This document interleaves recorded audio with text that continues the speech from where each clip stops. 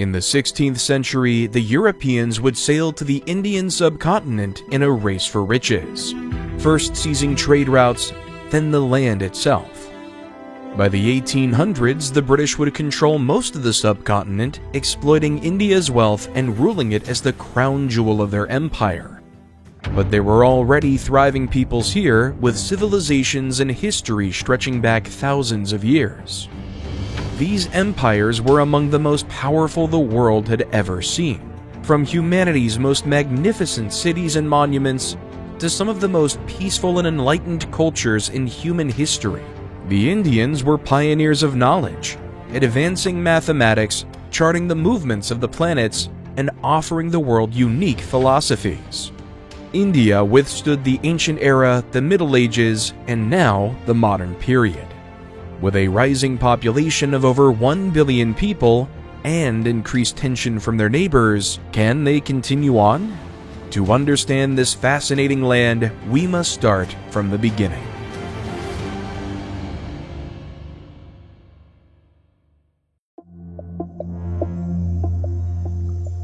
For many scholars, it begins with a history of Adivasi. The Adivasi are the ancient native peoples of India who had lived on the subcontinent for anywhere up to 30,000 years.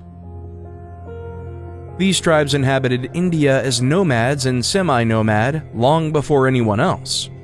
They left behind very little archaeological evidence, and what history they have survived orally in their modern descendants. Then came the first major settled civilization in India, the Indus River Valley Civilization.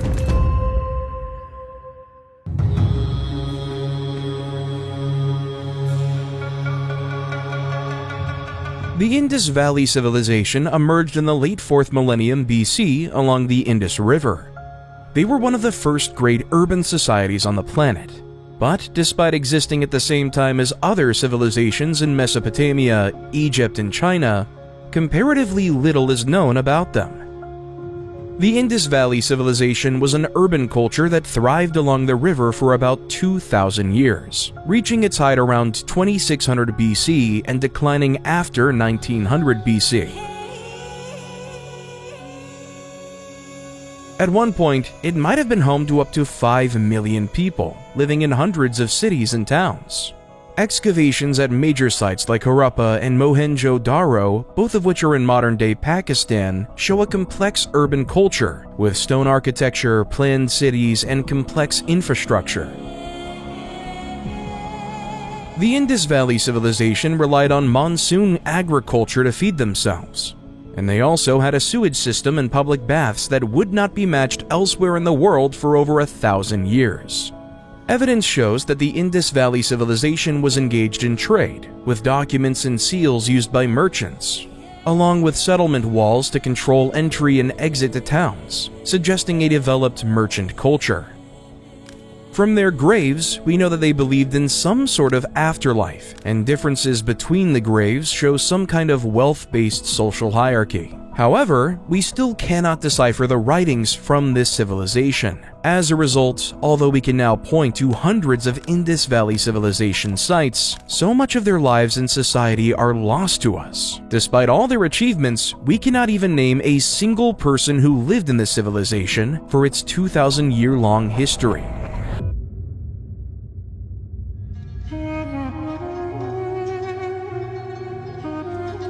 What caused the fall of the Indus Valley Civilization? Firstly, the Indus Valley Civilization didn't fall at a single decisive moment. It appears to have gradually petered out over centuries between about 1900 BC and 1300 BC. The most likely explanation is climate.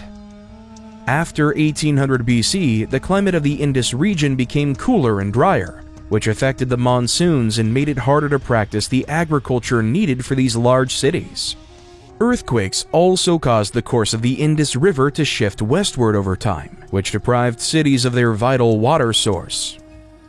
Their cities declined, but the Indus Valley people themselves didn't necessarily die with them. Most scholars believe the Indus people migrated southeast deeper into the subcontinent. One theory holds that the Dravidian language family, which is spoken mostly in southeast India and includes Telugu, Tamil, and Kannada, originally came from these Indus Valley migrants.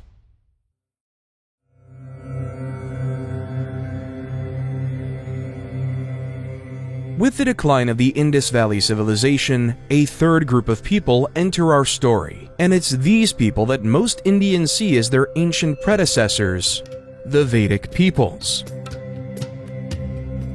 The Vedic people appear to have hailed from Central Asia and began migrating into northwestern India in around 1500 BC. They called themselves Arya and are sometimes called the Indo-Aryans. Initially, they were nomadic peoples, but over time they settled in India in villages and small towns. By 1200 BC, the Vedic peoples had crossed the Ganges River and began penetrating deeper into central and eastern India. The Vedic people brought the domestication of the horse to India. First domesticated by Indo-European peoples around 2200 BC, horses served as pack animals to help in their migrations, and pulled chariots which were characteristic of Vedic warfare. They also brought their own language in Vedic Sanskrit. The Vedas are a collection of dense, complicated, and beloved religious texts that are still in use today. There are 4 Vedas. The oldest, longest, and most well-known is the Rig Veda. There's also the Yajur Veda, Sama Veda, and the Atharva Veda. The Vedas were the earliest sacred texts of India, composed around 1500 BC, forming the foundation of Indian philosophy, ritual, and spiritual thought.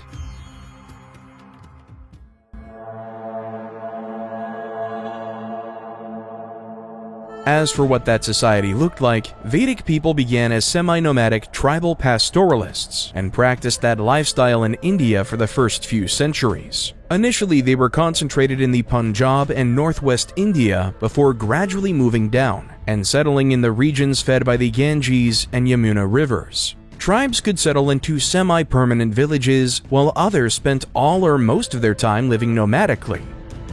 These tribes engaged in trade, diplomacy, raiding, and warfare with one another, which aligned with their shared warrior culture. 2 of the most important tribes were the Purus and Bharatas. The arrival of ironworking to India after 1200 BC enabled the Vedic peoples to tame the thick forests and jungles that dominated much of the continent, and encouraged them to make more permanent settlements. This led the Vedic people to gradually abandon their nomadic lifestyle for more permanent settlement in small agricultural communities, although nothing so large that it could be called a city. As Vedic society developed, its social structure changed too. Initially, the primary social division in Vedic India was between warriors and non-warriors, but in time a new social structure emerged dubbed Varna, also known as the caste system. The Purusha Sukta of the Rig Veda describes the Varna system in terms of the body. At the top, representing the head, there are the Brahmins. The Brahmins are the priestly class of India responsible for studying, understanding, and educating on religious texts. All classes owed them reverence and respect, and kings throughout Indian history were expected to patronize and care for them. Below them, representing the hands and arms, were the Kshatriyas. The Kshatriya class is usually translated as warriors, and that's fairly accurate. The Kshatriya class also included kings, nobles, and even administrators. Essentially, anyone who ruled or exercised power over others, showing the close ties between violence and authority that underpinned most societies in this period. For the thighs, we have the third Varna, Vaishya. Vaishya are mostly farmers, animal husbandmen, merchants, and businessmen. More specifically, it referred to land-owning farmers rather than just anyone who worked in the fields. And pretty much anyone who might employ another person to work for them could be a Vaishya. Which brings us to the feet of the Varna system as described in the Purusha Sukta. The Shudra. Shudra is generally translated as laborer or sometimes peasant and referred to most people in society. These people tilled the soil owned by the Vaishya, crafted the weapons wielded by the Kshatriya, or swept the floors walked by the Brahmins. Overall, their job was to serve the other 3 Varna.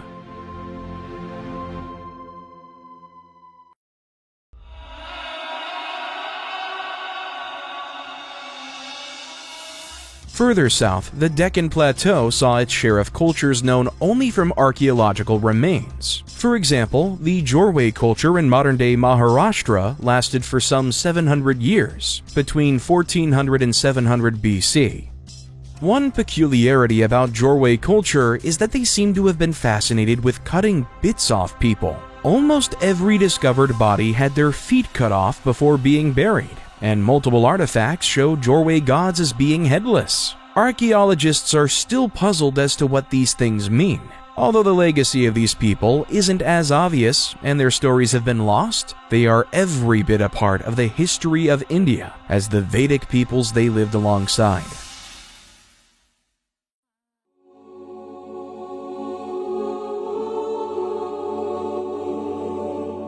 The Vedic period ran for about 1,000 years until the 6th or 7th centuries BC. There's no single event that ends the Vedic period, but a combination of cultural, religious, and social factors marked a new period distinct from the one that came before. From around 700 to 600 BC, cities began to form in large numbers for the first time since the days of the Indus Valley civilization. These cities became the centers of power for a new type of political unit, the Janapadas. Janapadas were essentially city-states or townships, and over time they were consolidated into larger Mahajanapadas, which might be considered kingdoms or even minor empires. There were 16 of these Mahajanapadas. Some of the most notable ones include Kuru, evolving from the Kuru kingdom, Vaji on the sites of modern-day Bihar, and Magadha. More importantly, these cities provided a place for new intellectual, cultural, and spiritual developments that would transform India. This period is known for the birth of several of the world's oldest and most important religions.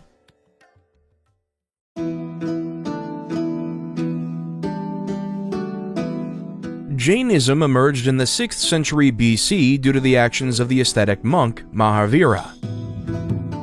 Mahavira was a prince in eastern India who left his life of luxury behind at age 30 to pursue the harsh ascetic life. After 12 years of meditation and reflection, he achieved what Jains call Kevala Jnana, a sort of transcendence or omniscience.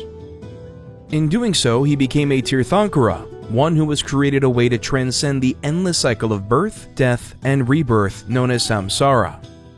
According to Jain tradition, he amassed some 50,000 followers before his death in the 520s BC.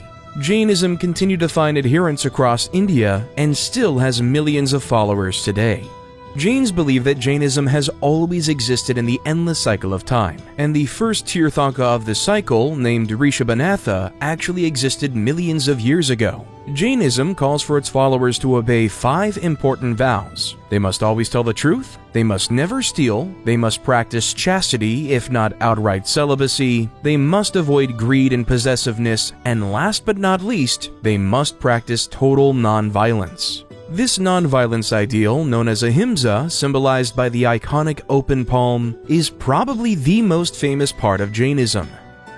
Jains and non-Jains have used its ideas, especially that of non-violence, to shape Indian history ever since.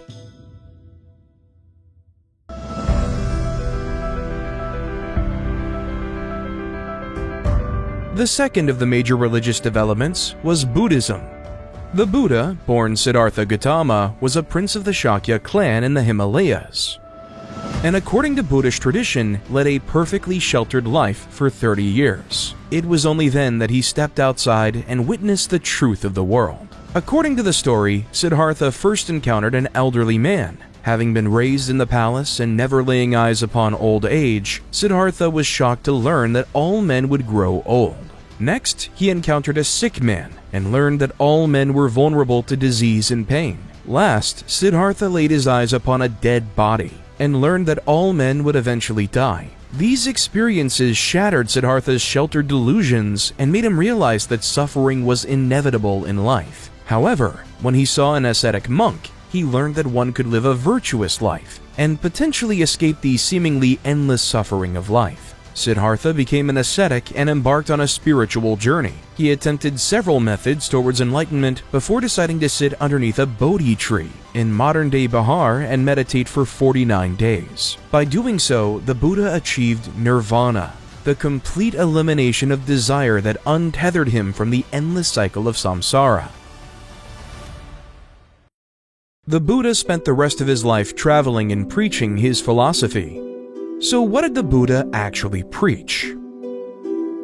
The Four Noble Truths are the basis of the Buddhist religion. There is suffering, this suffering has a cause, this suffering has an end, and the way to teach that end is the Eightfold Path. The Eightfold Path is the basic rules of conduct that all Buddhists should follow. Those being right view, right intention, right speech, right action, right livelihood, right effort, right mindfulness, and right concentration. He called for Buddhists to walk the middle path between extreme indulgence and extreme restraint, which was much more reasonable for the average person than life as a total ascetic. Emerging from the same culture and time period, Buddhism shares much with Jain and later Hindu beliefs. The concepts of karma and reincarnation are shared among all of them, and Buddhism also shares Jainism's strict rejection of violence. Buddhism is one of the oldest continuously practiced religions and still has millions of adherents. While it would shape Indian history over the coming centuries and remains highly respected in India, over time it would migrate out of the subcontinent and almost die in its birthplace, while finding a new lease of life in East and Southeast Asia.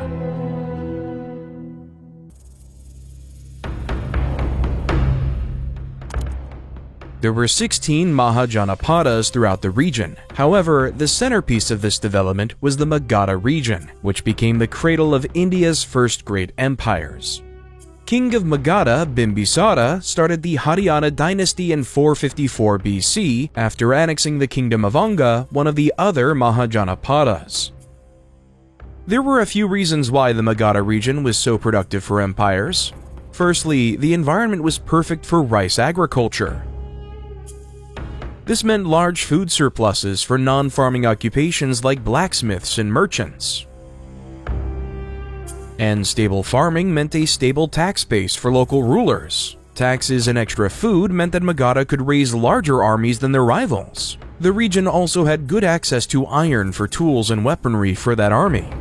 And the area was home to elephants, which were a prominent feature of Indian warfare. Bimbisara was known as a wise and ambitious king, who had even met Prince Siddhartha before he became the Buddha, becoming one of his greatest supporters after the Buddha attained enlightenment. However, his life would drastically change as his son, Ajatashatru, would be influenced by Buddha's cousin and rival Devadatta to betray his father and become king. At around 493 BC, Bimbisara was captured in jail and assassinated by his own son for the throne. After Bimbisara's death, Ajatashatru regretted his actions, especially after learning that he had just become a father himself. He later became a follower of the Buddha and sought redemption. Ajatashatru later conquered Vaishali, Kasi, and Kosala and expanded the Haryanka dynasty. After him, his son Udyabhadra also continued his reign and developed the foundation of Pataliputra to convert it into a full-fledged city. After Udyabhadra, more rulers ruled after the Haryanka dynasty. The last ruler, Nagarasaka, took the throne after murdering his father and ruled for 24 years until 413 BC, when the people of Magadha revolted against the Haryanka dynasty's rule and Shishunaga was placed on the throne.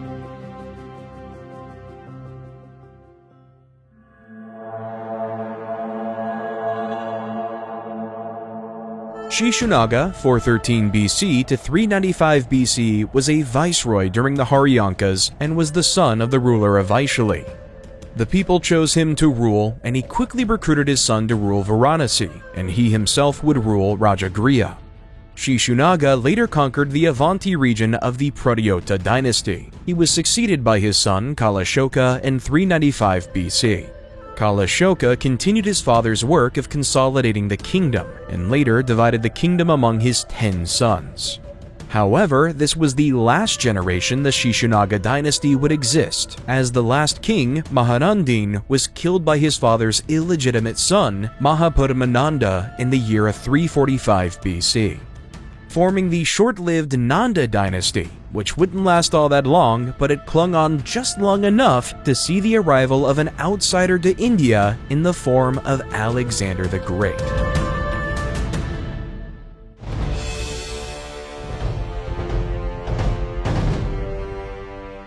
Alexander the Great entered India in 326 BC after conquering the Persian Empire. He entered the Punjab and entered the Jhelum River, known to the Greeks as the Hydaspes, where he met an Indian king identified in Greek sources as Porus. In May 326 BC, Porus marched his armies to meet Alexander at the Hydaspes. In the resulting battle, Porus's men fought well, but Alexander's forces proved more capable and managed to encircle and slaughter most of his army. Porus himself was injured and ultimately captured. However, Alexander was impressed by Porus's fighting spirit and decided not only to keep him in power, but cooperate with him as he moved deeper into India. Porus accepted, and his armies marched with Alexander eastwards, capturing the city of Sangala together later that year. Alexander's conquest stopped at the Beas River, known as the Hyphasis to the Greeks, later that same year. His exhausted army forced the conqueror to turn back and leave India. This decision was also made because of stories that another, much larger empire, probably the Nanda Empire, awaited in the east with 200,000 men, tens of thousands of cavalry, and thousands of war elephants.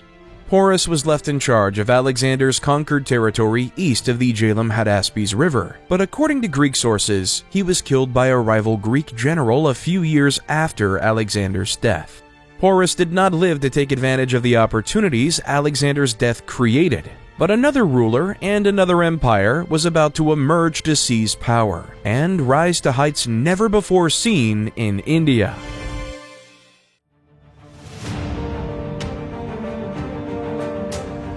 In 320 BC, the Nanda Empire was overthrown by an ambitious man named Chandragupta Maurya. Sources disagree on Chandragupta's origins. Some describe him as the son of the previous king, while others suggest he was from a family of peacock farmers. We also don't know how exactly he overthrew the Nanda, although some sources credit his advisor and spy master Kautala for helping him do so. Chandragupta rapidly seized power and began pushing the borders of his new Mauryan Empire west. Over the following years, he seized control of the areas India once held by Alexander, which led him into conflict with the Seleucid Empire.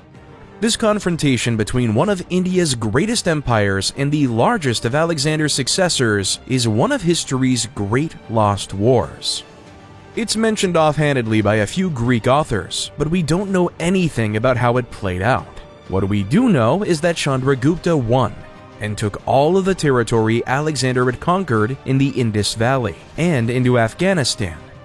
And in exchange, he gave 500 war elephants to his Greek foes, and probably married one of Emperor Seleucus's daughters.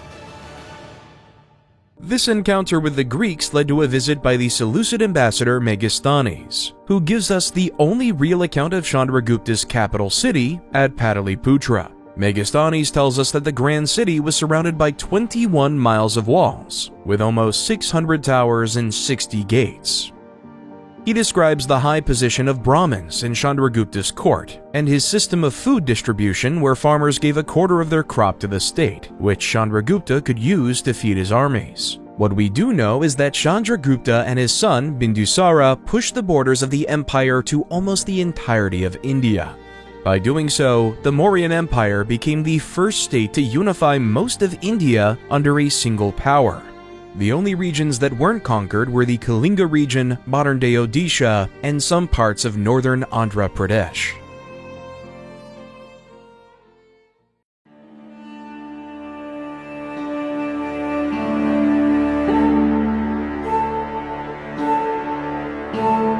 The empire reached its greatest height under the rule of Chandragupta's grandson, Ashoka the Great.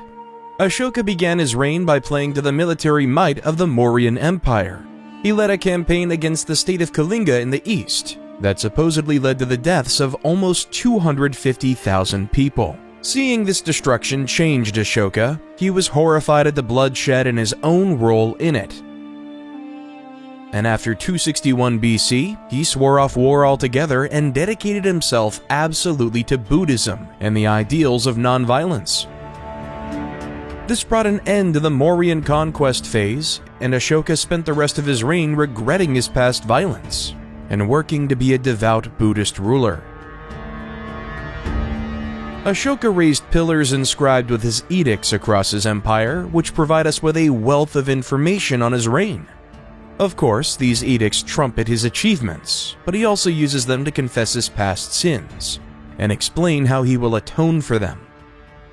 He describes establishing hospitals and wells for the common people and patronizing Buddhist temples. In one inscription, he describes how he ordered banyan trees to be planted along the roads so travelers could have shade. He also made a pilgrimage to the Bodhi tree and ordered the first temples to be built where the Mahabodhi temple now stands. Ashoka is one of the most popular Indian historical figures, and it's easy to see why. Not only was he a good ruler who provided for his people, but he was a good person who recognized his own mistakes and dedicated his life to correcting them. Ashoka would have 4 official sons and 1 daughter from his multiple wives. His first son would become a Buddhist monk, revoking his right to the throne, so his second son, Kunala, became the crowned prince. However, one of Ashoka's wives, Queen Tishiraksha, had become jealous of Kunala's influence and intelligence, secretly plotting to have him blinded. One day, the queen forged a royal order from Ashoka instructing officials in Takshashila to blind the prince. Soon after, the prince's eyes were gouged out, disqualifying him from becoming king as he couldn't lead an army anymore. The son of Kunala and grandson of Ashoka, Samprati, was considered the next successor. However, he was just a baby. King Ashoka the Great died in 232 BC, but Samprati was still too young, leaving Ashoka's other grandson Dasharatha Maurya to take the throne from 232 to 224 BC. After the death of Dasharatha, Samprati took the throne of the Maurya dynasty from 224 BC to 215 BC. However, since the death of Ashoka, the empire had become much weaker due to its large size and its non-violence policy. After Samprati's death, 4 more emperors ruled the Mauryan Empire. Around 185 BC, the last emperor was assassinated by Pushyamitra Shunga, one of his own generals who went on to establish the Shunga Empire. What remained of the Mauryan Empire fragmented, and no empire would unify most of India again for centuries.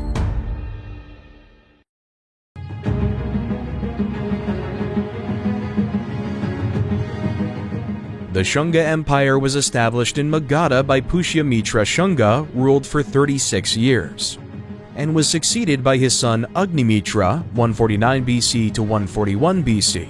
There were 10 Shunga rulers. However, after the death of Agnimitra, the second king of the dynasty, the empire rapidly disintegrated. This was mostly due to the constant fighting and wars. The Shunga fought the Kalinga, the Panchalas, and the Indo-Greek kingdom in the Shunga-Greek War after Greek king Demetrius took over the Kabul Valley and wanted to invade further into the subcontinent.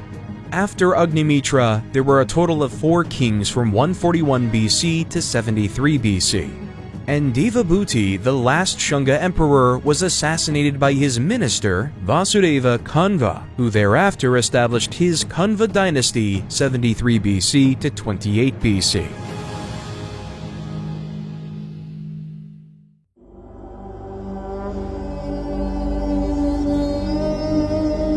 The 500 years following the collapse of the Mauryan Empire in 185 BC has been described as a dark age. The already sparse historical record dried up yet again, with entire kingdoms rising and falling without leaving enough information. What we do have doesn't paint a rosy picture. India split into numerous small kingdoms once again and faced waves of foreign incursions. The first of these came within a few years of the Mauryan collapse, when Greek invaders from the Central Asian kingdom of Bactria conquered much of northern India. and even sacked the old Mauryan capital of Pataliputra. The Greeks withdrew after a while, but after them, waves of Scythians known as the Saka invaded, conquering much of northwest India and modern Pakistan before they were conquered themselves by yet another Central Asian migratory group, the Ujai. The Yuezhi later founded the Kushan Kingdom, one of the most powerful contemporary dynasties, with the help of Kujula Kadphises in 25 AD along with the Satavahana Empire. The Kushan Kingdom dominated modern-day Pakistan, Punjab, and Afghanistan, but despite their foreign origins, they proved quite beneficial to native Indian culture. Their emperors were patrons, and eventually converts to Hinduism, and they grew rich and powerful from the Indian Ocean trade going through their ports. The Kushan Empire probably became the first major Indian state to meet a Chinese army on the battlefield, with the forces of Emperor Kanishka encountering the army of General Pan Chao somewhere in Central Asia, which Kanishka apparently lost and was forced to pay tribute to the Chinese emperor.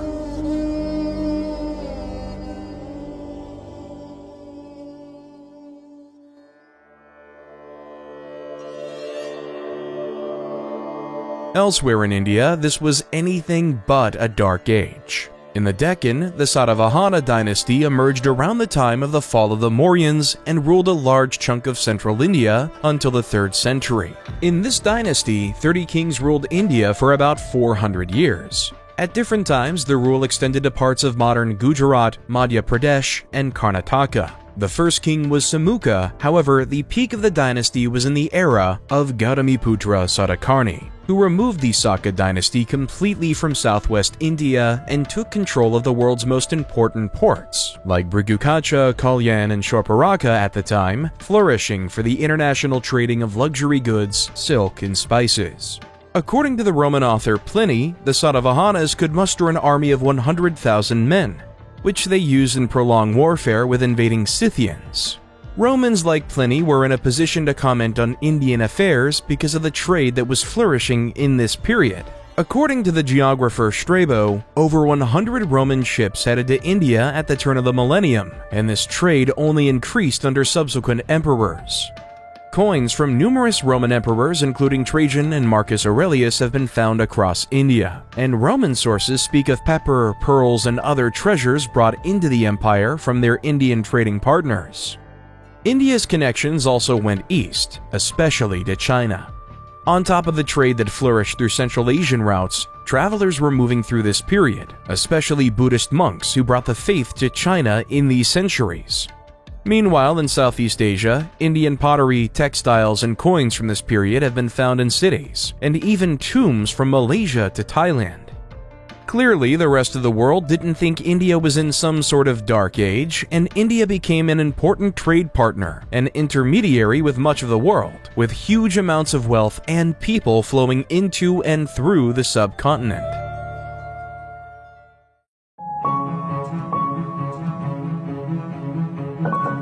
It was certainly a period of prosperity for southern India. Dominated by Tamil culture and language, southern India in this period is often called Tamilakam, literally home of the Tamil.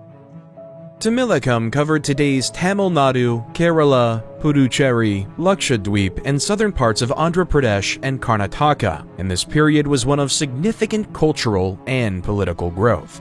Tamil culture was still very distinct from the culture of northern India. The earliest Tamil literature are Sangam poems, which were produced between the 3rd century BC and 3rd century CE, and focused on topics like romance and war. While these poems can be beautiful in their own right, they also give us a glimpse into how Tamil society worked. For example, it appears that the Varna caste system wasn't yet practiced in the south by this point, despite being centuries old in the north. There's different religious ideas, such as the idea of Ananku, which are a sort of magical force or spirit attached to objects or people. Gender relations were also quite different, with women being more visible and having a greater variety of jobs. There's even reference to kings using female bodyguards. Sangam literature makes reference to people whose presence was seen as inherently polluting or corrupting to others. For example, in the Akarakavai, water touched by a person classified as pulaya is considered unfit for drinking for most people of any social status. and other texts speak of untouchables who would pollute people merely by touch.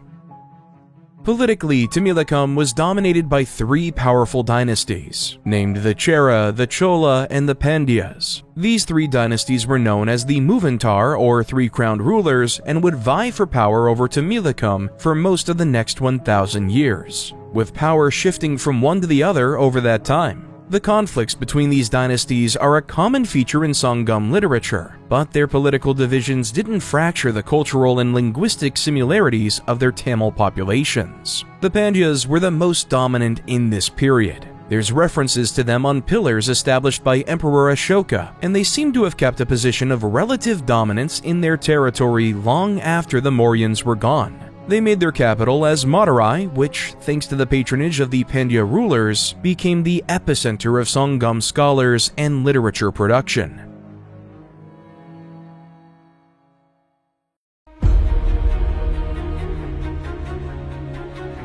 Meanwhile, after the fall of the Satavahanas, the Deccan came under the rule of the Vakatikas. Ruling from around the 3rd to the 6th century, the Vakatikas were a very traditionalist dynasty. Their rulers regularly invoked ancient ideas and performed old Vedic rituals to legitimize their kingship. For example, the second Vakataka king, Pravarasena, performed the Ashvamedha horse sacrifice at least 4 times during his reign. A later king, Prithivishena, prided himself on his wisdom and sound judgment as a ruler. Probably the most famous legacy of the Vakatikas are the Ajanta caves.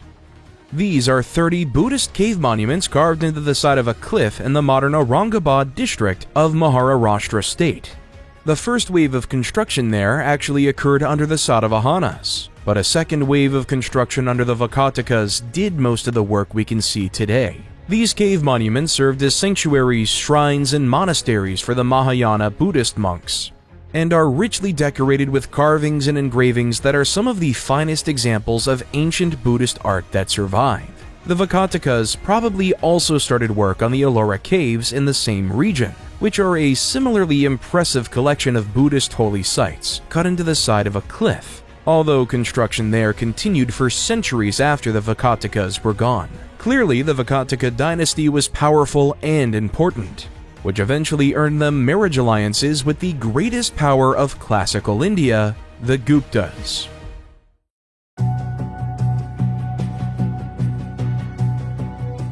The Gupta Empire emerged in the early 4th century, but historians aren't even sure exactly where they came from. What we do know is that starting in the 4th century, they extended their control over the majority of northern and eastern India, and wielded significant influence beyond those borders. The Guptas pioneered a model of imperial power that saw emperors exercising direct control over the empire's core regions, while allowing regional rulers a lot of freedom so long as they swore loyalty to the center. The third Gupta ruler, named Chandragupta I, no relation to Chandragupta Maurya, laid the foundations of their empire and took up the Gupta imperial title of Maharajadhiraj, which elevated him above all others. Regional governors oversaw provinces known as deshas, or buktis, and some of these governors claimed titles once reserved for royalty, like Maharaja. In a land as large and diverse as India, this approach to ruling was much better suited than a top-down approach like that of the Romans. His son, Samudragupta, expanded the empire further, leading conquests into the upper Ganga Valley, and even conquering the ancient Magadha imperial capital of Pataliputra. Inscriptions name a long list of kings that he subdued through battle, but Indian historical records being as thin as they are, historians can't agree on who many of these kings were, or what areas exactly the Guptas controlled. Later rulers like Chandragupta II continued these conquests into Bengal and the Punjab, and it was the Guptas who finally defeated the Saka Scythians and drove them out of their Indian territory in the northwest. We do know that not every area was taken by arms. For example, some of the rulers of Assam chose to bend the knee peacefully and stayed in power while giving tribute to the Guptas. The Guptas never controlled the Deccan or southern India, but they did have strong relations with the Vakatikas through marriage, and sources indicate that rulers as far as Sri Lanka, while not under Gupta control, acknowledged them as the supreme power in the region.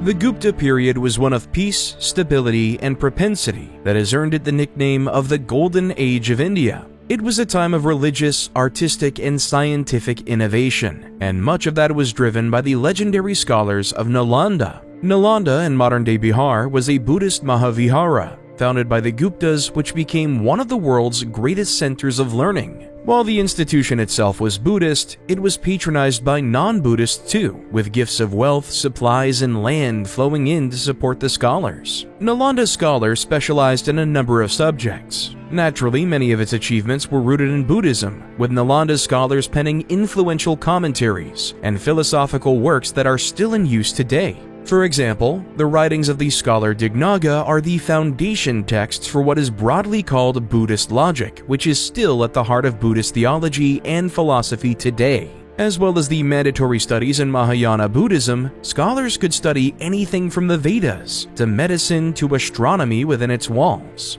Some gifted scholars would become adept in multiple fields, and few were so talented as Aryabhata. Aryabhata lived in the 5th and 6th centuries and specialized in the fields of astronomy and mathematics. His great astronomical work, the Aryabhatiya, is the only original work that survives, in which he correctly deduces the nature of eclipses and the Earth's rotation, among other things. To do so, he relied on complex mathematical equations, a field where he also made great strides. For example, he was one of the first Indian mathematicians to correctly approximate the value of pi to 3.1416, and might have been one of the first people in history to deduce that pi was an irrational number. Aryabhata's observations on trigonometry were also influential, and he's often credited with discovering the sine and cosine functions, which got their European names by translating into Latin the Arabic versions of Aryabhata's work. There was also Varahamihira, another eminent mathematician, whose claim to fame is being the earliest datable scholar to represent zero as a symbol and as a number. The concept of zero for mathematical use was itself a much earlier Indian invention.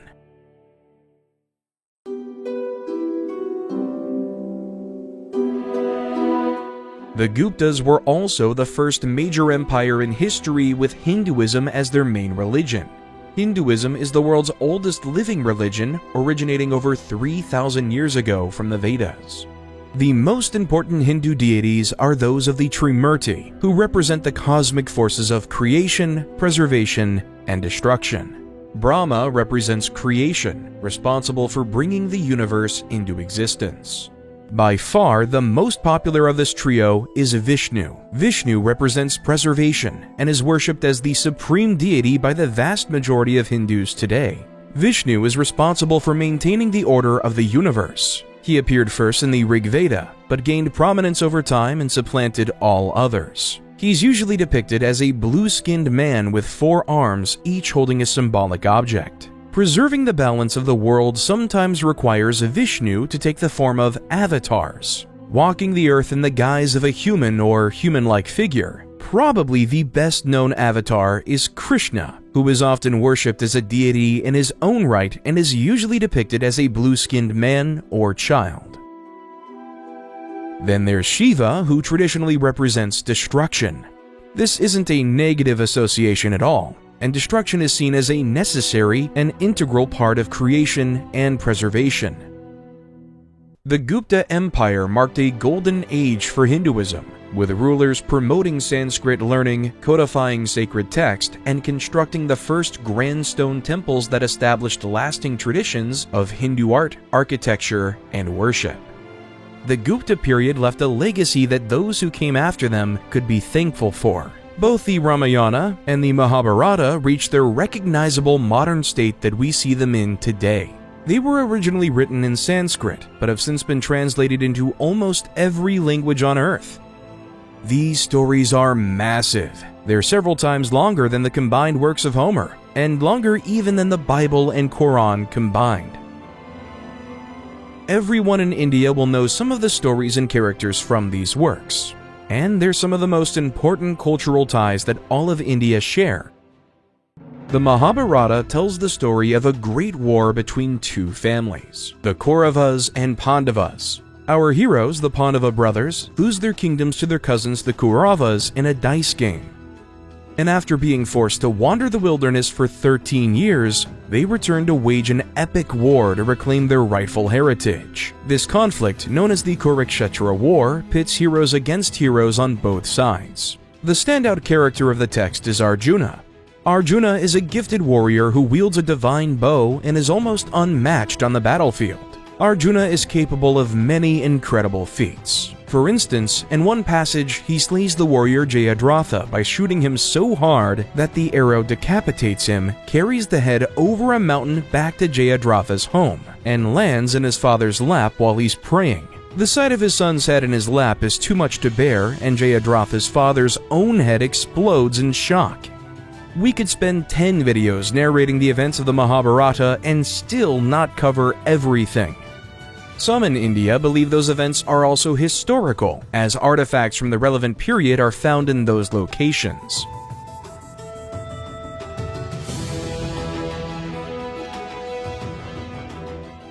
The Gupta Empire had reached a golden age where the benefits would reach even the common people.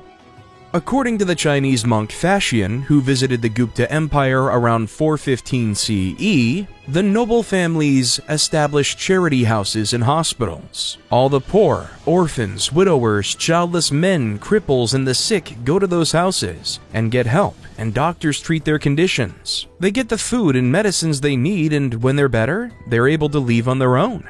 But it wasn't a golden age for everyone. Women also lost status and freedom in this period. In Vedic times, women had been allowed to study the Vedas and had more freedom to visit temples, which vanished with the consolidation of modern Hinduism in the Gupta period. This changing attitude to women is seen in the new belief that women could only achieve liberation from the cycle of life and death by being reborn into a male body first. The custom of sati, or window burning, where widows would throw themselves onto their husband's funeral pyre, also became more common in this period. It has existed as a concept before, but it was somewhat normalized during the Gupta period.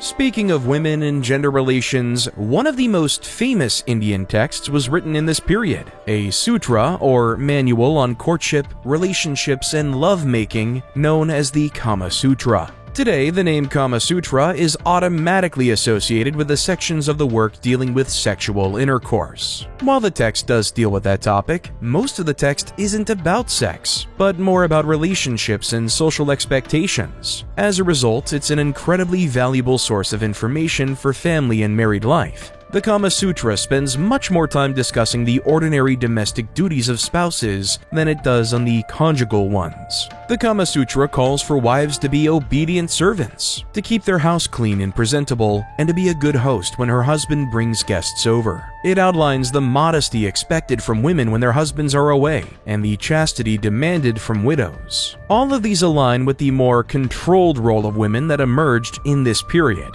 But the Kama Sutra also shows how women had powers and freedoms in other aspects. For example, according to the Kama Sutra, it was the women who managed the household's finances, and if they were wealthy, managed the servants. Depending on the household, women could be expected to be knowledgeable on matters of agriculture, animal husbandry, weaving, or other productive enterprise that she'd be expected to practice. The Kama Sutra is also a philosophical text.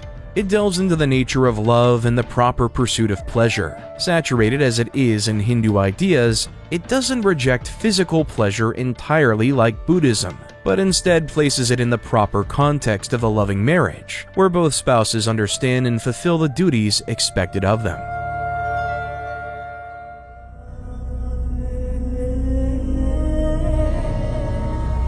Like so many other empires, there was no single moment where it all came to an end. The collapse of the Gupta Empire played out over several decades as shifting social order strained the now centuries-old structures the empire rested upon.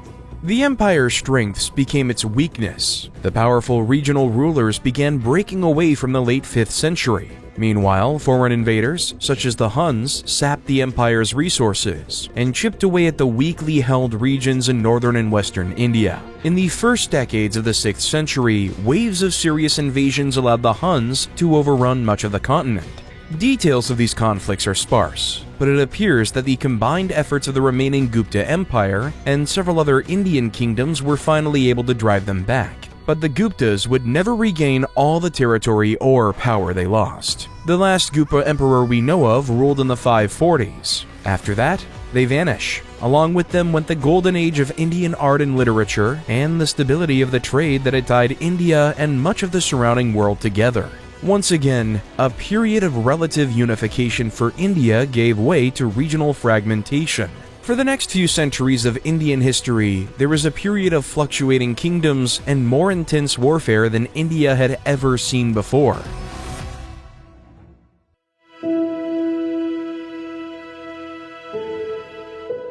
First on the list of post-Gupta Indian empires was that of the Pushyabhuti. The Pushyabhuti established themselves in Punjab and extended their influence to much of northern India. Its first three kings were nothing notable, but it's the fourth king, Harsha, who really mattered. Harsha came to power at just 16 following the betrayal and murder of his elder brother and brother-in-law by an alliance of rival kings. Harsha narrowly saved his sister from committing sati on the pyre of her dead husband, and went on to subdue the neighboring kings and republics from Punjab to central India. He was a talented military leader, but Harsha was even more adept at peaceful governance. According to our sources, he was tolerant of Hindus and Buddhists, patronizing Brahmins and Buddhist monks alike. And he spent time every day studying his religious texts. He was something of an itinerant emperor who preferred to be traveling around his kingdom listening to his subjects, and dealing with regional issues hands-on than lazing around in a palace. As well as being a patron of the arts, Harsha was also said to have written at least 3 plays himself. One, a religious biography of a Buddhist monk, and the other 2, romantic comedies. He was also said to be a talented lute player. The reason we know so much about Harsha is largely thanks to his biographer, Banabhata, who penned India's oldest surviving biography about his royal patron. Banabhata himself is an interesting character. After a rough childhood where both his parents died young, he and his brothers traveled to India with an entourage of dancers, poets, musicians, and actors, where he gained a reputation as a party animal. As Banabhata tells it, he'd put those days behind him by the time Harsha summoned him to the court, where the king reprimanded him for his old behavior. But after Banabhata proved to the king that he was a changed man, Harsha welcomed him into the royal court, and he became one of his most trusted friends. Another source from Harsha's reign comes from the Chinese monk Xuanzang, who visited Harsha's court and praised his virtuous rule and patronage of Buddhist temples. This was the same Xuanzang whose travels were mythologized in the popular Chinese novel Journey to the West. Harsha also sent an ambassador to visit the Tang Emperor of China, who sent diplomatic missions back in return, marking some of the earliest formal diplomatic contact between the two great civilizations. Unfortunately, Harsha died without heirs in 647, and his empire collapsed into warring kingdoms.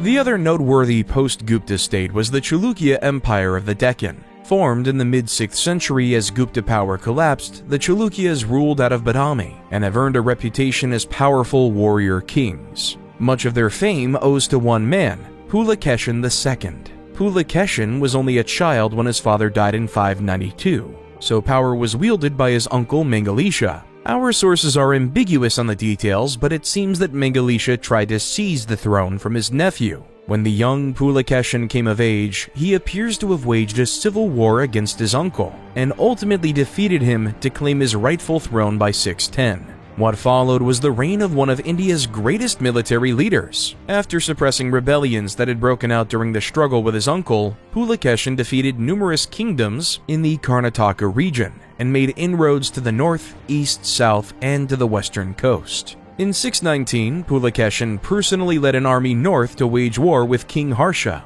and defeated him at the Battle of Narmada. The victories continued for the next 2 decades as Pulakeshin extended his control. One of his most historic victories was not offensive but defensive when Pulakeshin's navy successfully repelled an Arab navy sent under the authority of the Caliph Umar ibn al-Khattab to capture the city of Tana near Mumbai.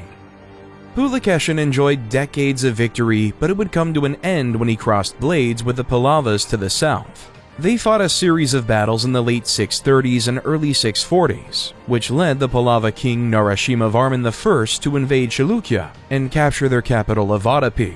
Ever the warrior, Pulakeshin fought to the last, but was slain by the invading Pallavas. The Chalukyas did eventually get their revenge, recapturing their capital in the 650s and capturing the Pallava capital at Kanchipuram in the 730s. However, the Chalukyas were soon overthrown by one of their vassals, the Rashtrakuta, in 753, spelling the end of the first but not last Chalukya dynasty.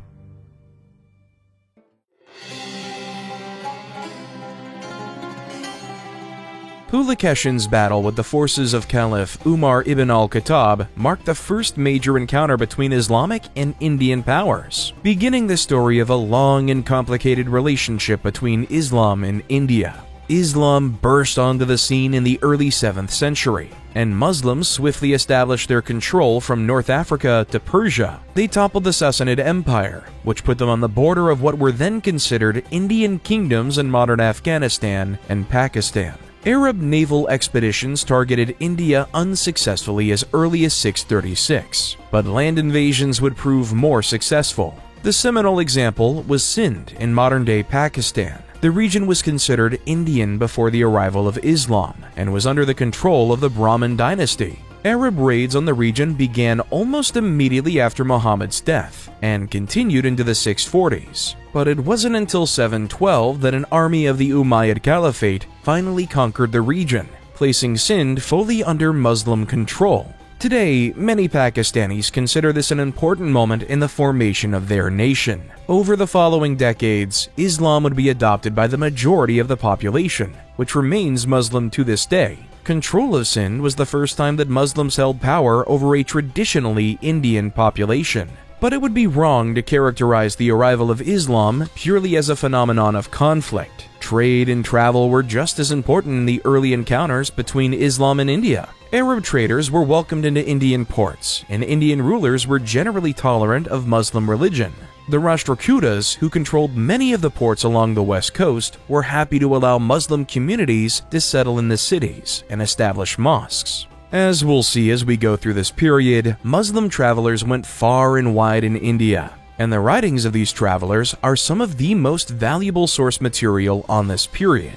Likewise, Sindh was still home to communities of Hindus, Buddhists, and Jains for centuries under Muslim rule, and Indian ships were a common sight in Muslim ports. It can be easy to view interaction between Islam and India purely through the lens of conflict and invasion, and those issues won't be absent from the story going forward, but cooperation and tolerance were and remain just as important in the history of Islam in India.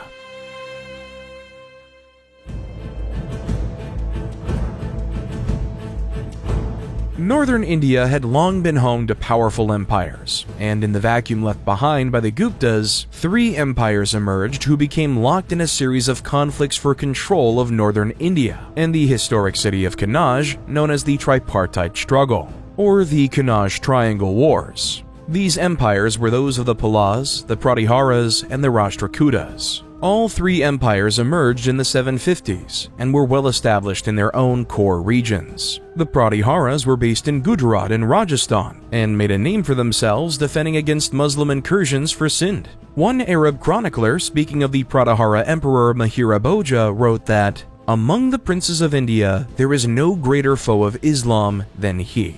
The Rashtrakutas were the dominant power in the Deccan after overthrowing the Chalukyas. Unlike their Pratihara neighbors, they were much more tolerant of Islam, permitting preachers and mosques in their cities as well as extensive trade with the Muslim world. It's no surprise that accounts from Arab travelers are much more positive on the Rashtrakutas. Stretching across beyond the Deccan from north to south, they were the largest of the 3 empires. Last but not least, the Pallavas made their homes in Bengal. The Pallavas were Buddhists. Indeed, they would end up being history's last Buddhist imperial power, and they were renowned as much for their diplomacy and scholarship as their military talents. The Pallavas had strong relations with Southeast Asia, with the Arab world, and especially with the Buddhist Tibetan Empire, and acted as a magnet for travelers, traders, and scholars from these regions. The days of the tripartite struggle ended in the late 10th century, with the fragmentation of the Prataharas and Rashtrakutas into numerous smaller kingdoms and lesser empires. The Palas proved more durable and endured in some form until the middle of the 12th century.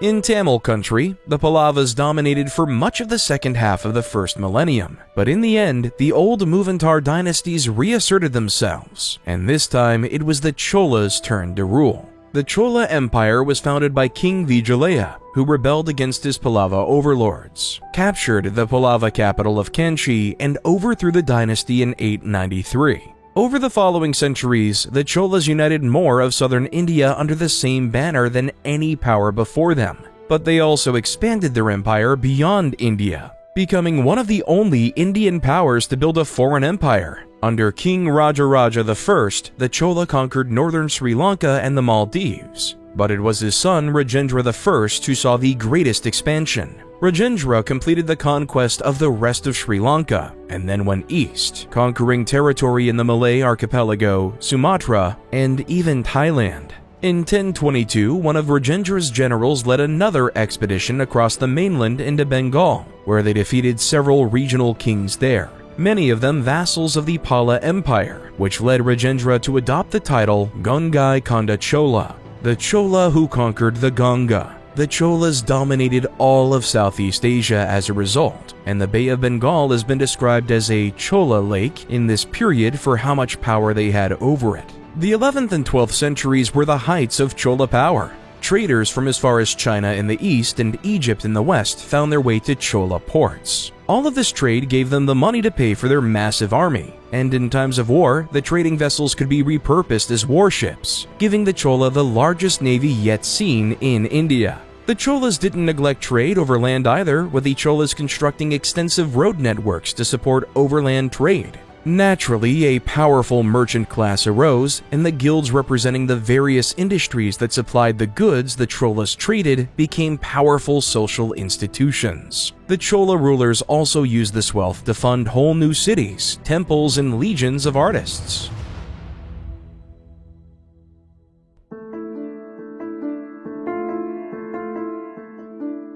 Clearly, early medieval India was a place of political change, with kingdoms and empires rising and falling constantly. However, despite this political division, it's clear that India was developing a set of common beliefs, practices, behaviors, and ideas that were shared across the political divisions. Firstly, power and politics behaved much in the same way in the various kingdoms. All of the empires were organized around a central monarch, who claimed similar titles like Maharaja, and a warrior nobility who presided over regions governed by largely autonomous local rulers, who swore loyalty to the emperor. Power was generally hereditary from father to son, although there were some exceptions. For example, the first Pala ruler, named Gopala, was elected by his fellow nobles, while in the Rashtrakuta Empire, it was not uncommon for elder sons to be passed over for inheritance if younger sons demonstrated superior leadership qualities.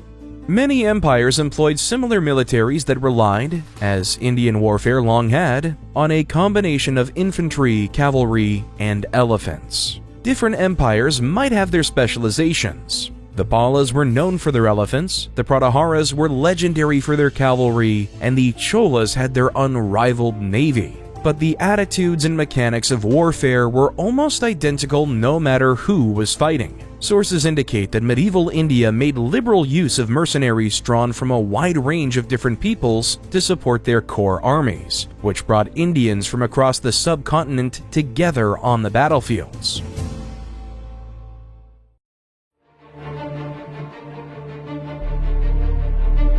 As the medieval age rolled on, Islamic powers began encroaching into India. For most of the next 1,000 years, much of India would come to be ruled by Muslims. The Muslim Ghaznavid Empire was one of the first in this line. In 1001, its ruler Mahmud Ghazni swore to wage jihad against India every year of his life to subdue the Hindu kings. Marching out from his territory in Afghanistan, Ghazni defeated the Hindu ruler of Kabul, Jayapala, and swiftly moved through modern-day Pakistan, capturing Lahore in 1021 and reaching India by 1030. Although Ghazni's conquests would mostly slip away after his death, The Ghurids were the next major power, overthrowing the ailing Ghaznavids in 1186, and launching a full invasion of India in 1191 under Muhammad of Ghor. Over the following years, Muhammad's forces conquered the Ganga Valley, reaching as far as Lower Bengal in 1203. His conquests in India might have continued had he not been distracted by conflicts in Central Asia in the last years of his reign. After successfully quelling them, Muhammad was returning to Delhi via Pakistan, when he was assassinated near modern-day Sahawa while conducting evening prayers. In the chaos, one of his generals and a former slave named Qutb-ud-Din Aibak established himself as a sultan in Delhi, starting the age of one of India's great Muslim powers, the Delhi Sultanate.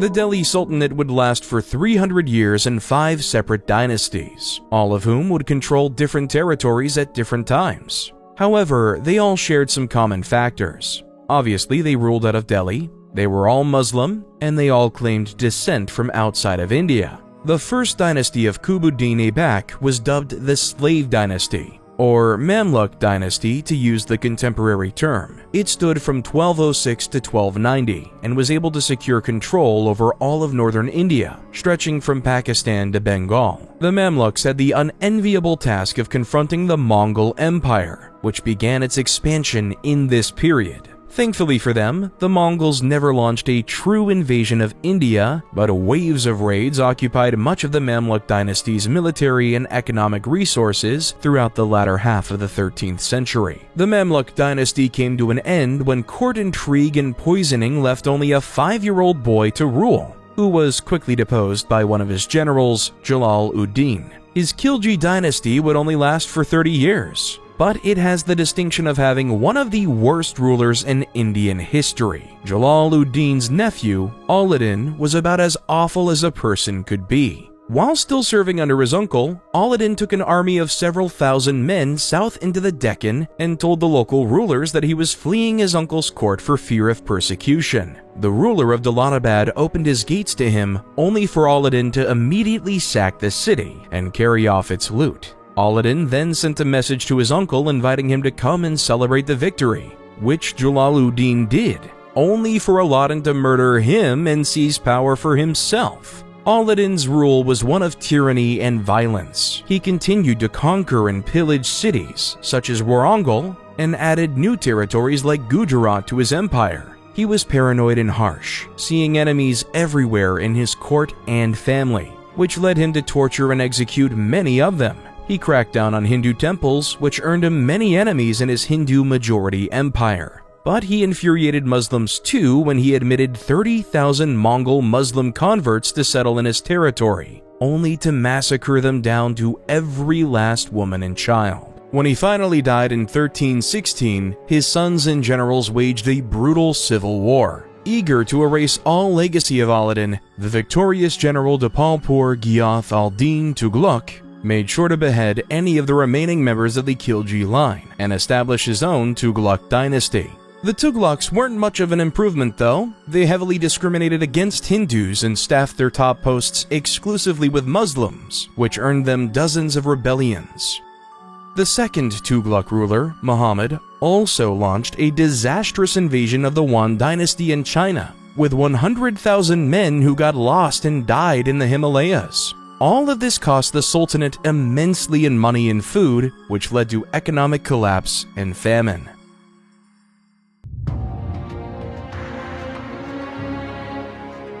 As the Tughlaq dynasty declined in the mid-14th century, regions further from Delhi began to break off. Muslim rulers in the northern Deccan broke off to form the Banani Sultanate, while Hindu nobles in the south formed the Vijayanagara Empire. The Bahmani symbolized the style of Muslim kingdom that had become common in India over the previous 300 years. They were ruled by a Muslim aristocracy, who maintained a tolerant policy to the Hindu population. The Bahmani were keen to welcome immigrants from the Muslim world to act as mercenaries, administrators, and scholars. These Westerners, as they were called, became a useful asset to the empire. They also employed a greater use of mobile cavalry that gave them an edge over Indian rivals, and were probably the first power to deploy gunpowder weapons on the subcontinent. Meanwhile, Vijayanagara followed in the older Hindu tradition of kingship. Both empires shared a border along the Krishna River and spent much of their history locked in open warfare and rivalry. They fought 4 major wars and numerous smaller skirmishes over their history, which the Bahmani generally won, forcing the Vijayanagara to pay tribute to them several times, although never for very long. Sometimes war went the other way, like in 1378 when the Vijayanagara seized upon the assassination of the Bahmani Sultan by a disgruntled servant to invade along the coast and capture key ports including Goa. The Bahmani got their revenge in 1398 when its armies, under Feroz Shah Bahmani, invaded Vijayanagara, besieged their capital, and forced them to pay tribute once again.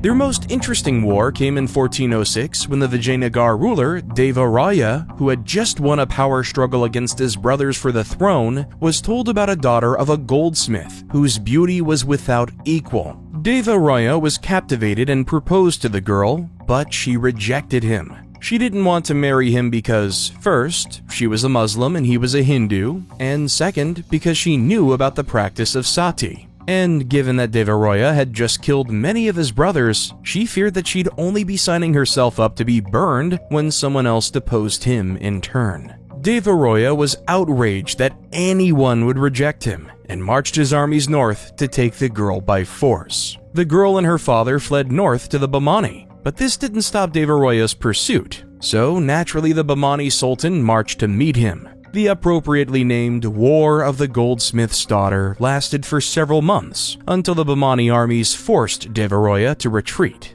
In the resulting treaty, the Bahmani Sultan demanded one of Roya's daughters as a bride and married the goldsmith's daughter to his son. It was humiliating, but it bought a few years of peace before the two empires started killing each other again.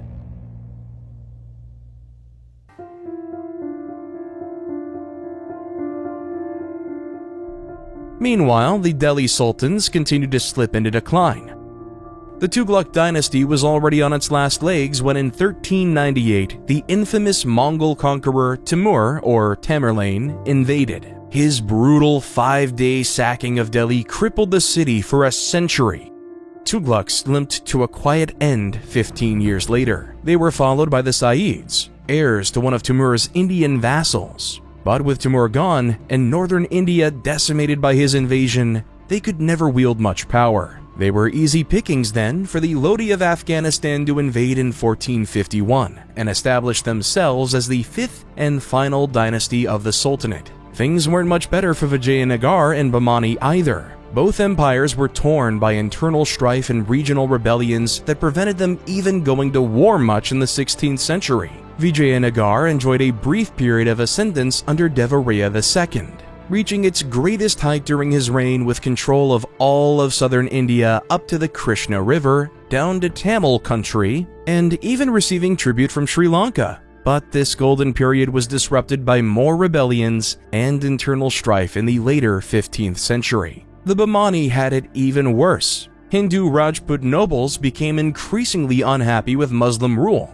and by the 16th century were in a state of near perpetual rebellion. This became too much for the Bahmani Sultanate, and in 1525 it fractured into 5 separate kingdoms. With the Bahmani gone, Delhi reduced to a local power, and Vijayanagar preoccupied with internal issues, it was the perfect time for ambitious foreign conquerors to arrive. Sweeping in from Central Asia, blending Turkic-Mongol warrior culture with Persian administration and an Islamic faith, the Mughals were about to make a triumphant entrance into Indian history. Almost simultaneously, new ships began appearing in the ports of Western India, carrying strangers from the distant lands of Europe.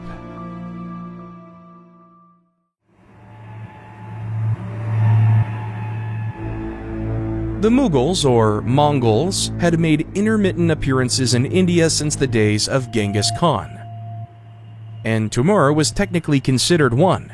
However, the Mughals who arrived in 1526 would not be short-lived raiders, but the founders of one of India's greatest pre-modern empires.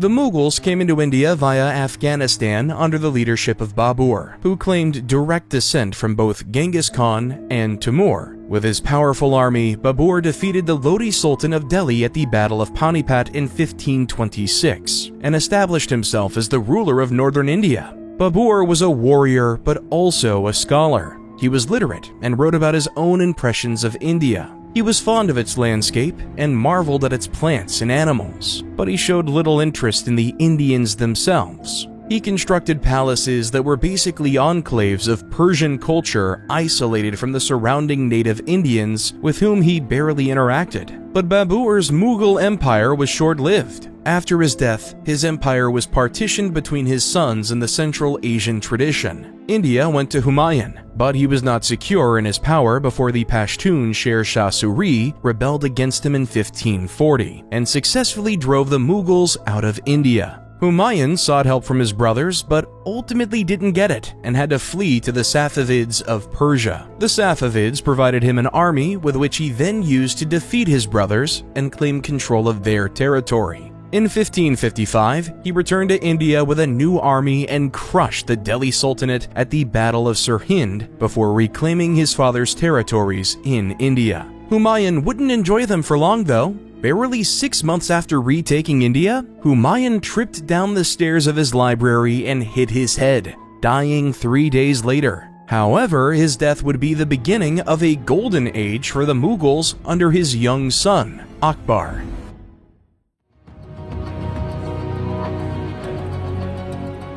Akbar was the Ashoka to Babur's Chandragupta.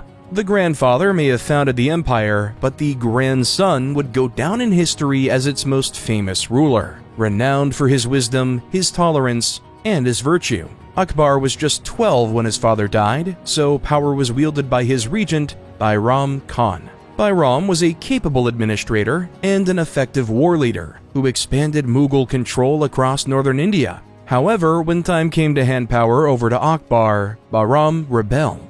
Akbar put down the rebellion but offered mercy to his ally, allowing him to live and undertake a pilgrimage to Mecca. Akbar spent much of his early reign subduing northern and eastern India. Akbar was an innovator on the battlefield, especially with gunpowder, and made possibly the first use of cannons in India on Rajput princes in 1569. The Mughal military would be the first large military force in Indian history to rely mostly on gunpowder weapons. Eventually, he settled on diplomacy to better integrate the Hindu nobility into the empire. He took a Hindu wife and allowed Hindu nobles significant freedom to manage their own affairs if they stayed loyal to him. In most other affairs, Akbar was a big centralizer. He established the administrative structures that would maintain the empire for centuries after him, and he was good at using them. He was renowned as a wise and just ruler who was eager to be involved in running his empire and strived to balance between his deeply held Muslim beliefs and those of the Hindus he ruled.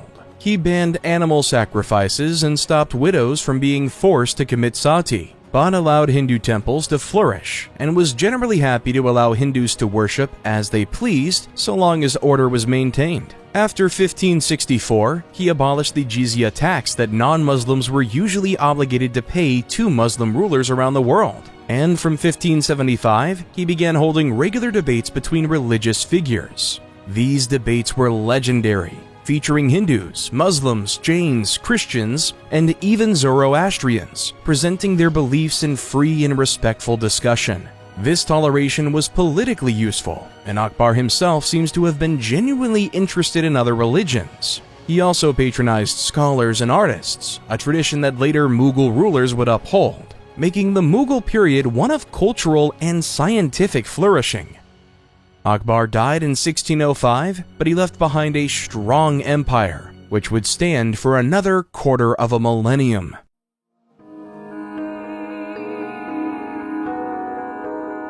Great men like Akbar often define history, but the Mughal period offers a glimpse of great women too. Neither India nor the Islamic world saw many female rulers, but a few emerged in India at this time. The Mughals had powerful women of their own too. Akbar's son Jahangir married one such woman, Nur Jahan. The two had fallen in love at a young age, but since Nur Jahan was from a poor family, Akbar wanted Jahangir to marry elsewhere and forced Nur Jahan into a miserable marriage with another man. As soon as Akbar died, though, the new emperor broke up that marriage and married Nur Jahan for himself. Nur Jahan was a shrewd and capable politician who amassed significant power during her husband's reign. She was granted power of the royal seal to give orders and pass decrees, and she was given power to make appointments to government offices. In many ways, Jahangir was the lesser power and Nur Jahan wielded true power at his side. This didn't escape the notice of the Mughal nobility or Jahangir's heir, Shah Jahan. After Jahangir died, Shah Jahan banished Nur Jahan from the court to make way for another woman whose name echoes through history, Mumtaz Mahal.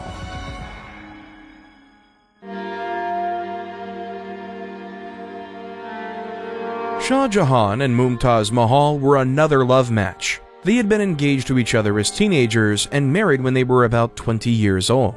Over their 26-year marriage, it's said that Shah Jahan did not lie with any of his other wives and kept them purely as political alliances. Shah Jahan trusted her as an advisor, and she was trusted to wield power in court, giving orders to officials and making appointments to important positions. Together, they had 14 children, but Mumtaz Mahal tragically died from birth complications during the last one in 1631. At her death, Shah Jahan was distraught and unable to work or eat for days. Eventually, he decided to give her a monument worthy of his love for her and commissioned his court architect, a man named Ustad Ahmad Lahori, to build her a mausoleum complex just outside of the city of Agra that would bear her name for eternity, the Taj Mahal. It took years and thousands of laborers to complete it, but in 1643, Shah Jahan held the first memorial service there on the 12th anniversary of his wife's death. It took another 10 years to finish the entire complex, but the results speak for themselves. One popular myth claims that Shah Jahan cut off the hands of everyone who worked on it so they couldn't build anything as beautiful,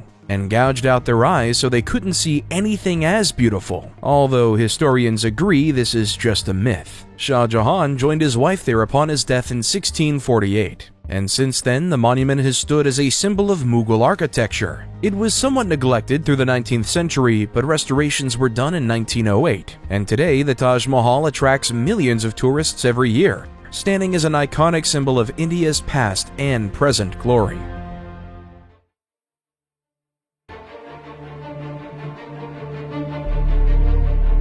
However, change was coming to India. It would happen slowly, but in time, India would be forever changed by the arrival of newcomers from Europe.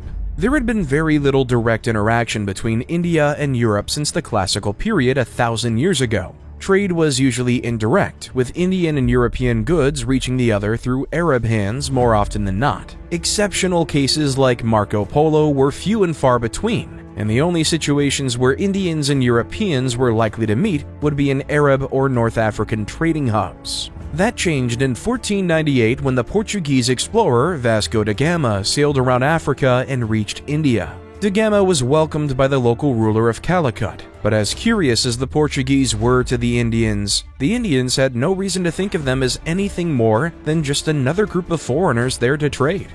They were granted permission to establish trade outposts known as factories in several Indian cities, and soon, Indian goods were flowing into European markets, chiefly at Antwerp in Belgium.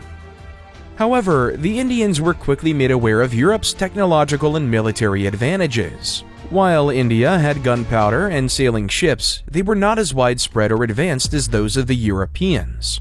When the Mamluk dynasty of Egypt, not to be confused with Delhi's Mamluk dynasty, attempted to attack the Portuguese as punishment for finding a route to India that didn't go through Mamluk territory, the Portuguese crashed them on the island of Diu, near Gujarat, in 1509. In 1510, Portugal turned its guns on the Bijapur Sultanate to capture the city of Goa, which it would hold for the next 450 years. After 1580, King Philip II of newly unified Spain and Portugal chose to focus on the Americas instead, which gave space for other European powers to muscle in on India. The Dutch arrived in 1596 and established the Dutch East India Company, also known as the VOC, but their attention would go mostly to the islands that today make up Indonesia. The French also tried getting to India in the 16th century, but it took until the mid-17th century for them to consistently get there without the ships going missing.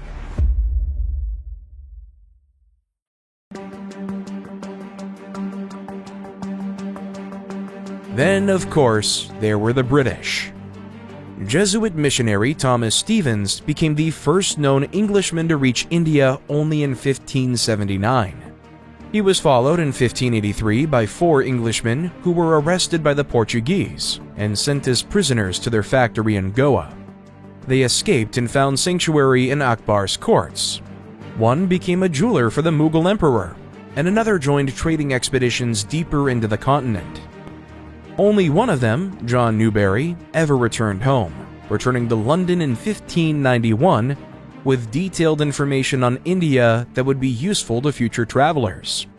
The first English naval expedition departed that same year under Captain James Lancaster, and in 1608 Captain William Hawkins arrived at the court of Emperor Jahangir as the first official envoy of the King of England. Of course, it wasn't diplomacy the British were interested in, but trade. Queen Elizabeth I chartered the East India Company on December 31, 1600, with a mandate and monopoly for British trade in South Asia. The EIC, often simply called the Company, sent trade expeditions to India, Indonesia, China, and Japan in the following years, bringing Britain firmly into the affairs of the region. Naturally, the European powers in India came to blows. Dutch victories over the British in Southeast Asia persuaded Britain to focus fully on the subcontinent. And in 1612, English and Portuguese ships clashed at the Battle of Surat, which became Britain's first major military victory in South Asia, and persuaded the Mughal emperor to allow the British to establish their first permanent base of operations in India at Surat.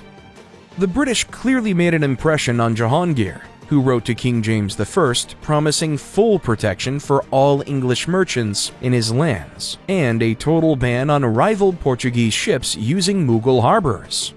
Meanwhile, what had been a foot in the door for the EIC in India would eventually become a boot on its neck.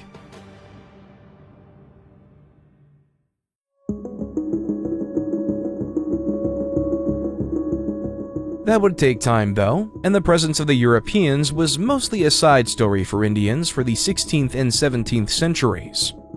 The Mughal Empire continued pushing south into new territories, reaching its territorial height under Emperor Aurangzeb, but his reign spelled the beginning of the decline of Mughal power as new problems emerged. Aurangzeb spent his early reign dealing with Central Asian raids, which allowed Shivaji Bhonsle to carve out a kingdom of his own in the Deccan, and from the Mughal vassal states to the south, known as the Maratha Kingdom. The Deccan Wars against the Marathas would occupy most of Aurangzeb's military attention for the next 2 decades. In 1674, Shivaji declared himself the ruler of a full Maratha empire, and it took until after Shivaji's death for Aurangzeb to subdue them, although it didn't last much beyond his own death. The Mughals' famous tolerance also evaporated under Aurangzeb. From the 1670s, he embraced a hardline Islamic approach, which led him to reinstate the jizya for non-Muslims, setting up an Islamic morality police called the Mutasibs, and order several Hindu temples to be demolished and replaced with mosques. His persecution of Hindus permanently alienated many Hindus, but perhaps his harshest persecution fell upon a new religious group that had emerged in the Punjab, calling themselves Sikhs.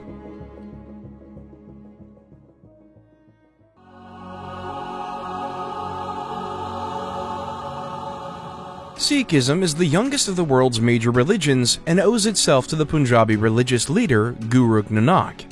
Born into a Hindu family in the Punjab in 1469, he echoed earlier Indian religious visionaries by setting aside his old life following a religious epiphany while meditating when he was 30 years old. Guru Nanak preached a holistic monotheistic creed that he believed could unify all people in worship of a single God. In his words, there is no Hindu, there is no Muslim. Guru Nanak spent the next 40 years of his life traveling on religious pilgrimages known as Udasi to preach his message. When he died on September 22, 1539, he amassed a sizable following that continued to expand after his death, as new gurus stepped up to lead the Sikh community. Sikhism emphasizes the individual's personal relationship with God, and his duty to pursue justice and service to others without any expectation of reward. Like other religions, it warns against destructive behaviors and emotions, chiefly the 5 vices of attachment: ego, greed, lust, and rage. As the religion developed, other practices were added. One of the best known is the traditions of the 5 Ks, where Sikhs are obligated to wear 5 articles of faith to symbolize their devotion. These are the kachera, a type of undergarment, the konga, a wooden comb, a kara, metal bracelet, kesh, uncut hair, and a kirpan, dagger or sword. The Mughals didn't think much of this religious sect at first, but by the time of the 5th guru, Arjan Dev, authorities had started to take notice. Mughal authorities under Emperor Jahangir accused him and other Sikh leaders of fomenting rebellion, and took Arjan into custody and demanded his conversion to Islam. When Arjan refused, he was executed. The execution of Guru Arjan was a landmark moment in Sikh history that began a long struggle with the Mughals and other ruling powers in India. It has been described as a moment of political awakening for the Sikhs that would shape their history for centuries to come.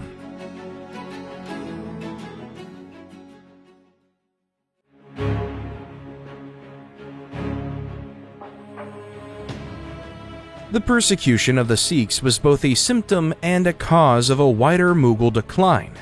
The existence of Sikh resistance showed that the Mughals' grip on India was failing, and their harsh response only hardened the resolves of Sikhs to resist them.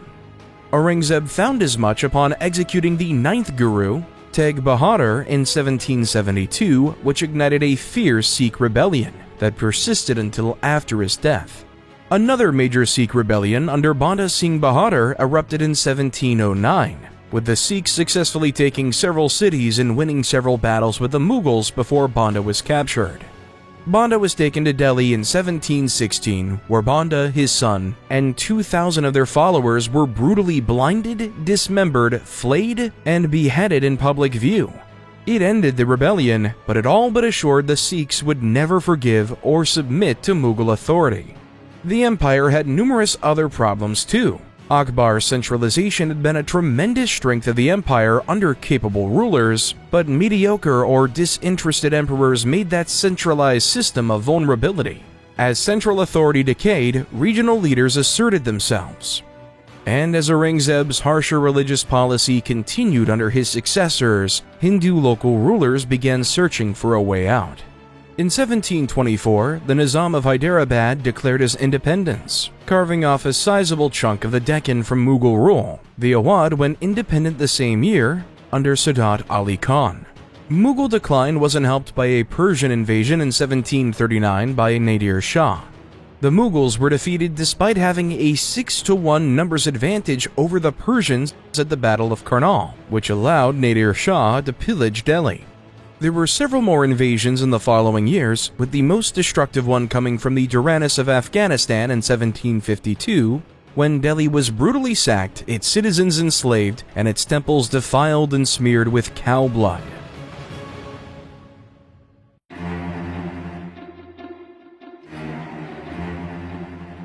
With the Mughals on the ropes, the Marathas of the Deccan returned with a vengeance. They had not forgotten their suppression under Aurangzeb, and in the 1740s they stormed out of the Deccan and rapidly expanded across India.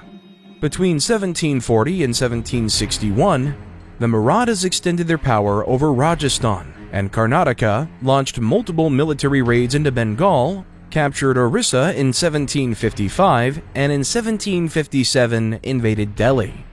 Delhi was still a wreck from multiple previous invasions, and was effectively under the control of Afghan puppet leaders, and it took just 2 weeks for Maratha forces to capture the city. The Marathas were now the largest power in India. This new Maratha empire differed from the Mughals or the British in that it was more of a confederacy than an empire. Power was wielded from the center by a Peshwa, which is usually translated as Prime Minister in English, but was functionally a hereditary noble. However, practical power was wielded in different parts of the empire by the four great Maratha noble families, who effectively ruled their own pieces of the empire. These were the Bhonsle and Nagpur, the Gaekwads of Baroda, the Okars from Indore, and the Scindias ruling in Gwalior. This decentralization allowed regional interests to be protected, but there would also be fault lines that would pave the way to the collapse of the Marathas. In 1761, the Marathas tried to expand further, but were met by the Afghan Duranis in a massive battle at Paniput in January. This Battle of Paniput was one of the largest battles of the 18th century, with over 100,000 men participating, complete with cavalry, war elephants, and artillery. The Maratha army was defeated with some 30,000 casualties, putting a halt to their expansion.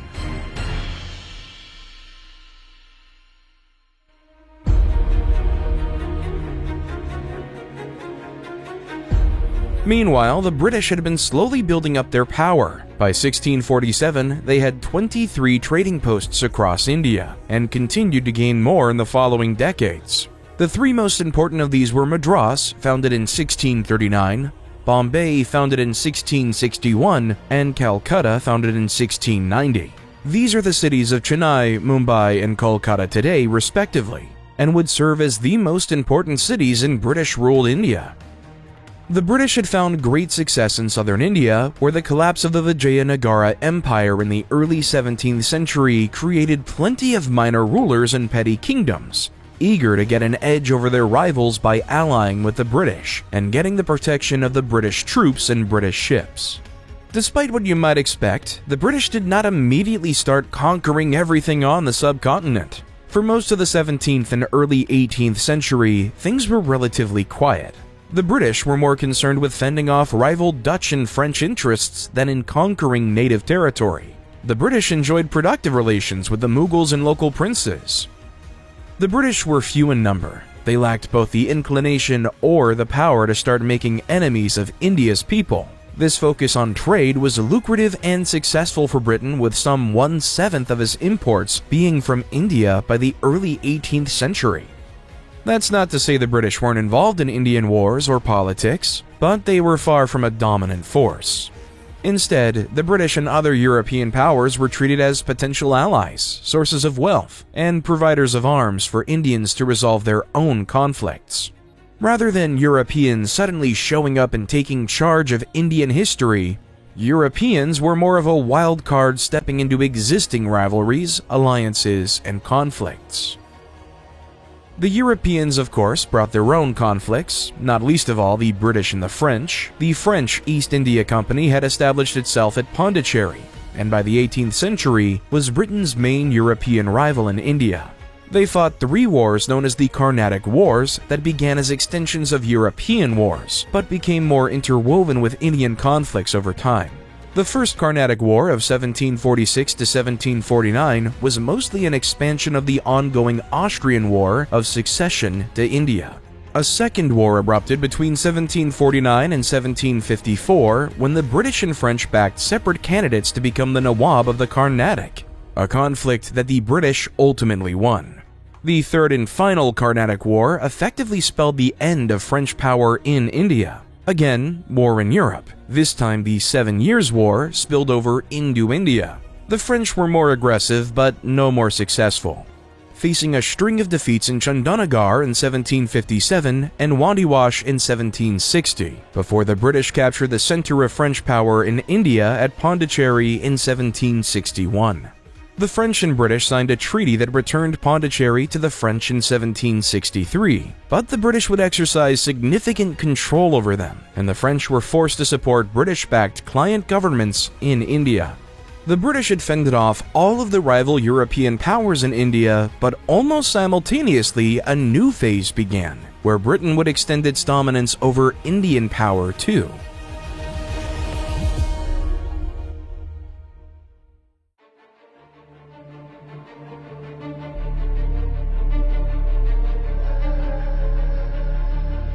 As part of its conflict with the French, the British had fortified their outpost at Fort William in Calcutta. This military buildup put the Nawab of Bengal, Siraj-ud-Daulah, on edge, and he demanded the British stop. When they refused, Siraj gathered his army and marched on Calcutta. The meager British garrison was no match for Siraj's army, and the British commander was forced to flee, leaving a token force of British and Indian allied soldiers to hold back the Nawab long enough to escape. The Indian soldiers immediately went over to Siraj while the British troops were captured. After taking the fort, the approximately 60 captured British soldiers were shoved into a tiny 14 by 18-foot hole in the fort's prison, which became known as the Black Hole of Calcutta. Stuffed into the hole with no food, water, or fresh air, around 2/3 of the men died in agony overnight. It was probably done by soldiers without Siraj's knowledge. But when news about the Black Hole incident reached the British, they were furious. An East India Company army was dispatched from the company base in Madras and met Siraj's forces at the Battle of Plassey. Unbeknownst to Siraj, the British had made a secret deal with one of his generals, Mir Jafar, to betray the Nawab in the battle. When Siraj's 50,000 men met the British army of 3,000, it was crushed. Mir Jafar quietly withdrew his troops at a critical point in the battle, allowing the British to cut down the Bengal army at a rate of almost 20 Bengali losses to 1 British. The Battle of Plassey was a landmark moment. Siraj was captured and executed, with Mir Jafar being named the new Nawab of Bengal. But in effect, the British now ruled there. It is widely considered the start of British colonial rule in India. Mir Jafar was no more loyal to the British than he was to Siraj. He quickly allied with the Dutch to throw off the British, who then chose to back his son-in-law, Mir Qasim, instead. Qasim proved unreliable, and the British decided to forgive Jafar and return him to power. Qasim was less than happy and appealed to the Mughal Emperor Shah Alam II for aid. The Mughal Emperor heeded the call, as did the Nawab of Awadh, combining the most powerful leaders of the Mughal Empire and its subject territories against the British at the Battle of Buxar in 1764. Despite outnumbering the British by more than 2-1, the Mughal forces were soundly defeated. In the resulting Treaty of Allahabad, the defeated Mughal emperor granted the EIC the right to collect all taxes and revenues from Bengal, Bihar, and Orissa. Known as the Diwani, this privilege was technically being done on the behalf of the Mughal emperor, and the company owed him an annual tribute from that revenue, but it was still a humiliating concession for the Mughals. Having defeated the French, the Bengalis, and the Mughals by 1765, the British had established control over a sizable portion of India and made themselves the greatest military power on the subcontinent. Most of India was still ruled by Indians, but it would not be for long. The age of company rule had begun.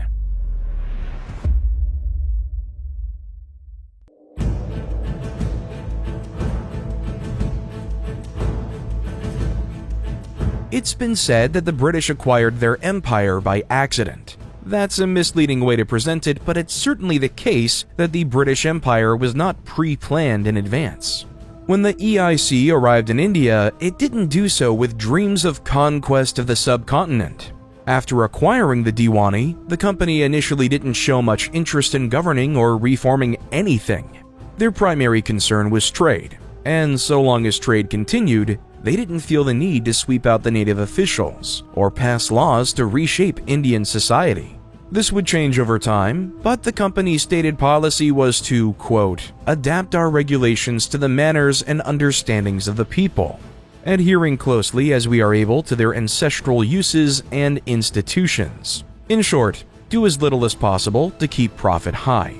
This was seen in their response to a famine that gripped Bengal in 1769 and 1770. Monsoon failures in 1768 and drought in 1769 combined to provoke sweeping crop failures. But despite being warned of a potential famine on the horizon, the company did not take concrete steps to prepare, and company officials were more concerned with the interruptions to trade. By the time famine struck in earnest in November of 1769, they were still unprepared.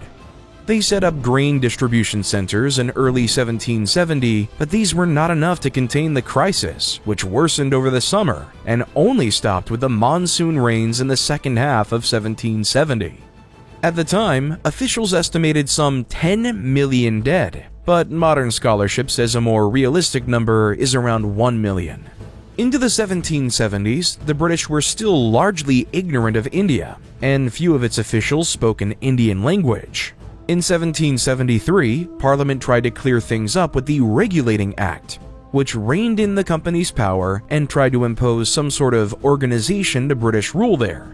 The company had to ensure a set amount of goods returned to Britain annually, and had to pay for the privilege of holding Indian territories on behalf of the Crown. It also established a governing council of 5 members to help manage India and a governor-general to be appointed to oversee all affairs in India. The British continued to make various tweaks to administration in the coming decades. Most significantly, in 1793, the Cornwallis Code, implemented by Governor-General Charles Cornwallis, famous as the British commander who surrendered at Yorktown during the American Revolution, which claimed to tackle corruption in company ranks. It banned those holding offices from engaging in private trade, purged corrupt officials, and tightened up a tax system based heavily on the existing Mughal one. But it also banned Indians from holding higher offices in the company hierarchy. To the British, Indians were inherently immoral and untrustworthy, so banning them from power was a form of fighting corruption. Cornwallis's code symbolized a racist attitude that would define British rule in the subcontinent. Indians could still serve the British as soldiers, though, and there were over 100,000 of them, known as sepoys, by 1800, which the company would find plenty of use for.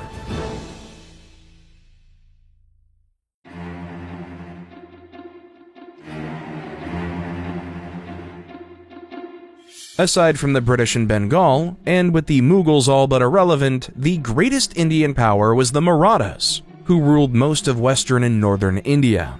Further south, the Kingdom of Mysore controlled the southwestern coast. The Nizams of Hyderabad clung to power in the central and southern Deccan, and the Sikhs had asserted themselves in the Punjab. While Britain continued to insist that its only interest was in trade, in a matter of decades they would defeat or absorb all of these remaining powers, and embroiled themselves in a complicated web of shifting rivalries and alliances. First on the chopping block was Mysore. Mysore had arisen in the wake of the Maratha defeat at Paniput, using the Marathas' weaknesses to carve out a kingdom of their own in the south.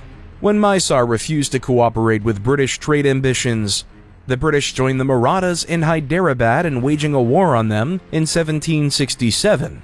But Mysore shocked the British by defeating their armies and marching up to the gates of Madras. Mysore's ruler, Hyder Ali, compelled the British to make peace and sign a protective treaty against the Marathas. The British did not honor that treaty, though, leaving Mysore to fend for itself against Maratha attacks, which encouraged Hyder Ali to launch a second war in 1780. Initially, it was very successful, and Mysore defeated the British handily at the Battle of Palilur using modified artillery that used rocket-like projectiles. The tide of the war turned, though, with British victories and Hyder's death. And in 1784, his son, Tipu Sultan, signed a peace treaty with the British to stop the fighting. There was a third war between 1790 and 1792. But this time the British called in support from the Marathas and Hyderabad, who had both become uncomfortable with Mysore's military power. Tipu put up a strong defense, but even the so-called Tiger of Mysore could not win against those odds, and he was forced to surrender about half of his territory. The British returned for a fourth time in 1799 to finish the job. Tipu had secretly reached out to Napoleon, who was conquering Egypt at this time, which the British took as a sign that Mysore was too much trouble to tolerate. In February 1799, company forces invaded Mysore, captured the capital at Seringapatam, killed Tipu Sultan in combat, and added his territory to their domains. At the same time, the British compelled Hyderabad to sign itself over as a protectorate, giving Britain control of nearly all of southern India.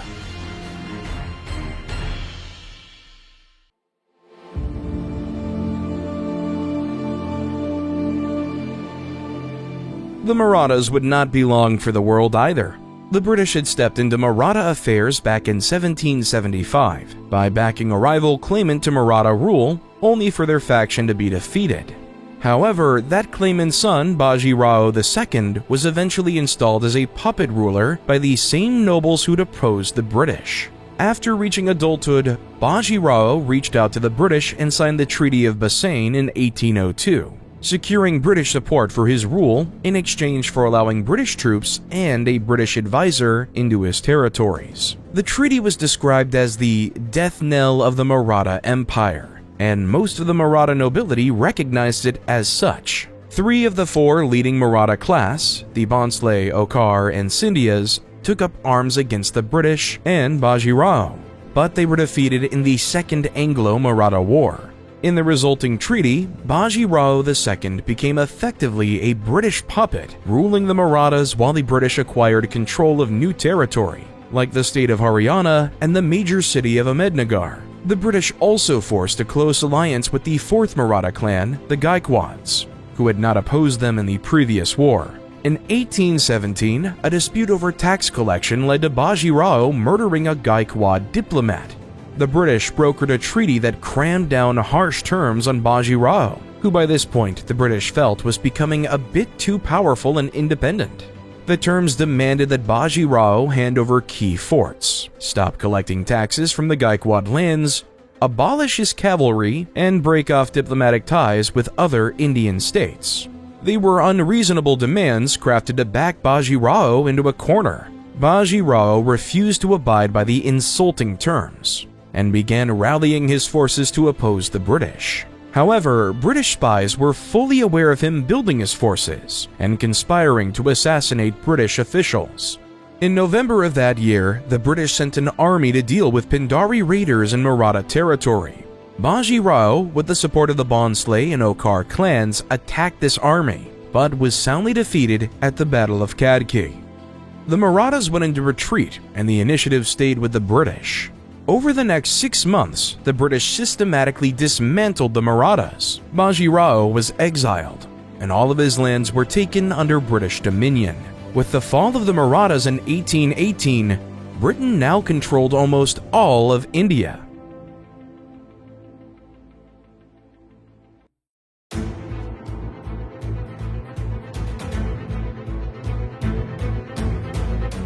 The British spent the first half of the 19th century absorbing the remaining areas of India and its surrounding territory. They took Surat in 1800, the Carnatic, Nellore, and Trichinopoly in 1802, and Nepal in 1816. In 1824, the British waged a war against Burma, acquiring large areas of northeastern India, most notably Assam, and taking more territory in Burma in subsequent wars. In 1838, the British were fighting on the opposite side of India by waging the First Anglo-Afghan War, which resulted in the destruction of Kabul and the extension of British influence but not direct control of Afghanistan.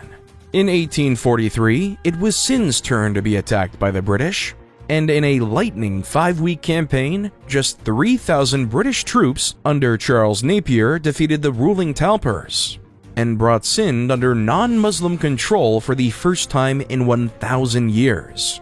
Often, the British didn't need to invade a territory to acquire it. Many of the remaining Indian rulers, controlling small areas with no hope of opposing the British, submitted en masse, accepting British authority and limits on their power in exchange for British protection, trade, and permission to stay on their throne.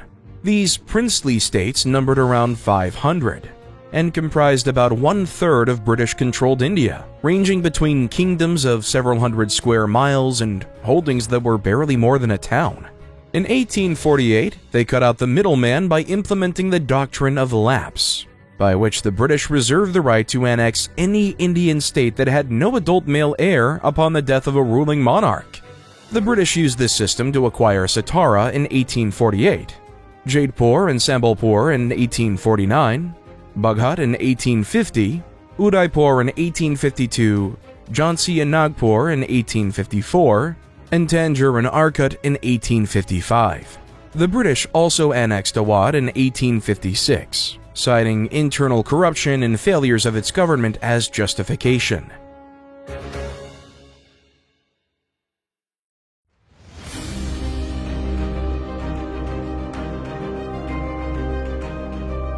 By the 1840s, the last truly independent power left in India was that of the Sikhs. As Mughal power had declined back in the 18th century, the Sikhs had formed republics throughout the Punjab called Mizils. Beginning in 1799, the leader of one of these Mizils, named Ranjit Singh, began unifying them by capturing cities like Lahore and Amritsar to create a new Sikh empire. Despite its name, the Sikh Empire had Muslims, Hindus, Parsis, and others within its border, and they were treated well initially. People of many faiths could be found as officers, administrators, and advisors. Hindus especially were treated with respect.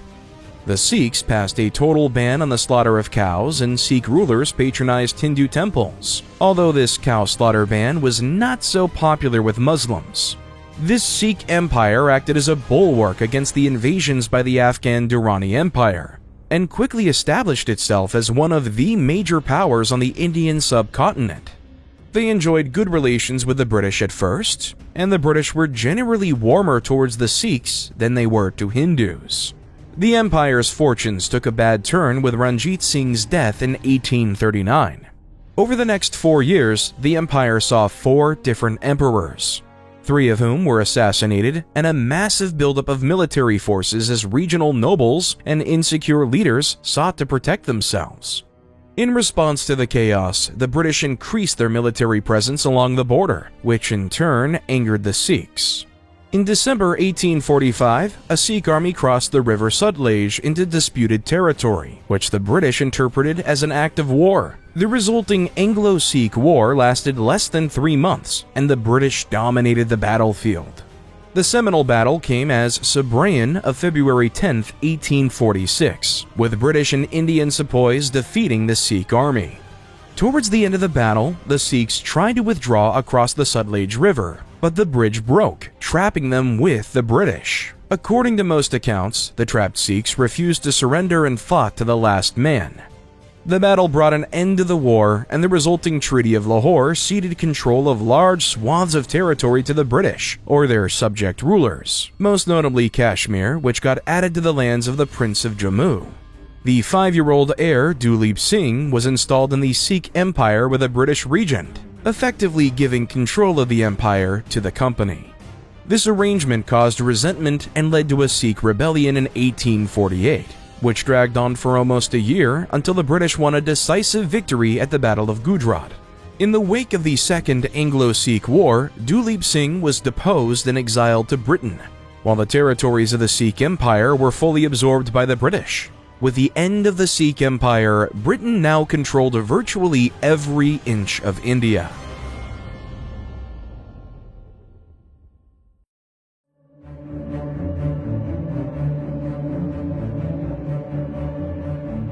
The British wanted to civilize India, to stamp out the traditions and practices that Britain disliked and impose their own ideas upon it. Some of these were more popular than others. Most famously, the Sati Regulation of 1829 made the ancient practice of widow burning illegal and punished anyone who tried to compel a widow to do it. Also significant was the 1843 Indian Slave Trade Act, which made slavery and slave trading illegal in India, bringing it into line with the rest of the British Empire, where the trade had been banned since 1833. Many Indians supported these laws, but objected to the British being the ones to impose them, rather than allowing Indians to change society with their own voices. Defenders of British imperialism have argued that India benefited from what the British did, citing laws like those banning sati and slavery as proof of the benefits of Britain's civilizing mission. The introduction of new technology, such as steam-powered ships, the telegraph, and of course the railroad, have also been championed as improvement. However, when it came to technology, the average Indian rarely benefited from them. They would never get to use a telegram, and the railroads were primarily for the transport of goods and resources, not the people who produced them. The British were also adamant that civilization meant British, not Indian. To achieve economic and political power, Indians had to undergo English education, adopt English habits, and speak the English language. In effect, the only path for an Indian to improve their position in British-ruled India was to become less Indian.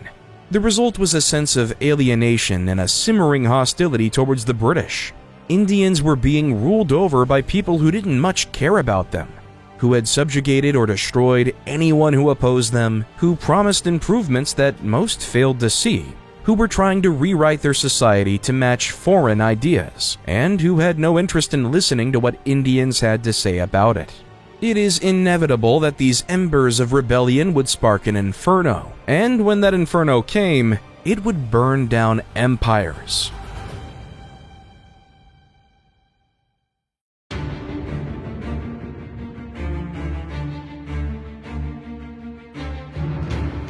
That inferno erupted over an unlikely source. By 1857, the company employed some 300,000 Indian soldiers known as sepoys, drawing from Muslims and Hindus alike. In the end, it was the ammunition these soldiers were given that triggered a massive rebellion. Rumors began to spread amongst the soldiers that the ammunition cartridges used in the standard-issue British rifles, which soldiers had to bite into to use, were being greased with tallow from cows and pigs. Hinduism and Islam had strict religious prohibitions on consuming each animal respectively. As the rumor spread, many sepoys came to believe that the British had done it intentionally to humiliate and defile their beliefs, while others thought it was unintentional but displayed a lack of care and respect from the British. In truth, there was no such animal grease in the cartridges. But once the rumor started, it was impossible to contain. The British suspended all production of the specific type of cartridge to try and calm people down. But most took it as confirmation that the rumors had been true. On May 10, 1857, their anger reached a boiling point, and thousands of sepoys based in Meerut near Delhi rose up and massacred every European they could find. Soon, civilians joined them, and then the nobility. The sepoys marched to Delhi fort, and the Mughal Emperor Bahadur Shah II threw his support behind the rebels. Fighting broke out across India. In Kanpur, for example, the sepoys revolted against the British population. They offered the 900 British residents of the city the chance to leave and escorted them to the boats, only to massacre them. Just 7 people survived. Support for the rebellion was far from universal. As in most rebellions, the vast majority kept their heads down and waited for violence to fizzle out. Sikhs and Pashtuns generally threw in with the British, and their loyalty earned them favor over their Hindu and Muslim counterparts afterwards. The British were utterly shocked by the rebellion. They had dismissed the Indians as passive and compliant and were now paying the price. They scrambled to call in reinforcements from as far afield as China and Crimea, and in September they marched upon Delhi. Ultimately, the rebels were defeated and the British inflicted a bloody revenge upon Delhi's population, complete with looting and pillaging of the city's treasures. Among the victims were the Mughal princes, who were publicly executed for supporting the rebels. The Mughal emperor himself was deposed and exiled to Burma, and the Mughal Empire was formally dissolved after some 300 years of existence. The rebellion was fully suppressed by 1858, but some 800,000 Indians and British had died from a combination of combat, massacres, disease, or famine as a result of it. Thousands of rebels were executed, with the method of tying them to the front of a cannon and firing being a particular favorite that the British borrowed from the Mughals. The rebellion failed to overthrow British rule, but it did rack up another important casualty: the East India Company. The company had been falling out of favor in London for a while, and the rebellion was the final nail in the coffin that proved the company was no longer fit to rule India. The company's charter was not extended, and in 1858, the British government took direct control over all of its territory in India, beginning the age of the British Raj. Still, the rebellion had shown that Indians could unite to force change, and once that realization had been made, it could not be forgotten.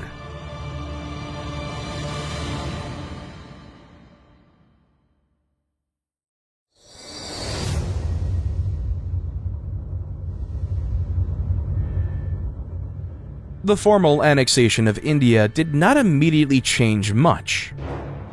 The Governor-General was renamed the Viceroy, and the Executive Council was expanded with more members and could now include more Indians.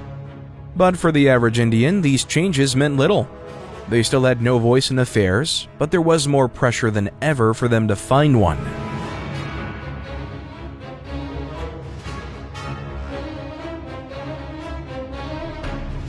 Trade continued to be a high priority for the British during the Raj as it had during company rule.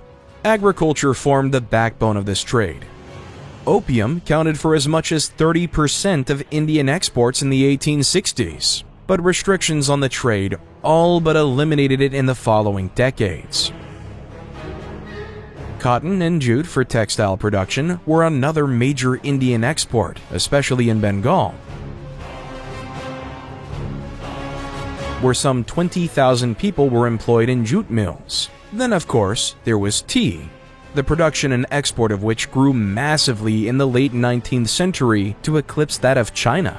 By 1900, almost 70,000 tons of tea was being exported to Britain from India every year. These exports were primarily under the control of British merchants and traders, and it was they who reaped the profits. The life of an average Indian agricultural worker was not much different in 1860 as it had been in 1560. Even the celebrated railroads, which Britain spent tens of millions of pounds building across India after 1857, primarily served to move goods, not people, and certainly not the common people. Through it all, the British remained a tiny minority in India. At any one point, there were no more than about 100,000 British people in India. Soldiers, missionaries, sailors, government officials, and their families made up the majority. Few came to settle permanently there or integrate into native society. The British in India took great pains to isolate themselves from the population, preferring to live in walled-off districts with tea gardens, churches, and other amenities expected by the British upper crust. Interactions between Indians and the British were strictly controlled and reflected dominant racial and gender attitudes. For example, relationships between Indian men and British women were strictly prohibited. Meanwhile, liaisons between British men and Indian women, in most cases between soldiers and prostitutes, but also aristocratic men who left their wives at home, were begrudgingly accepted but officially discouraged. By some estimates, over 60% of British soldiers serving in India contracted venereal diseases. But responsibility for this was laid squarely on Indian women, who British authorities viewed as innately unclean and corrupting. The Contagious Diseases Act of 1868, for example, had a long list of provisions and punishments for Indian women blamed for spreading such diseases, but not for the British men.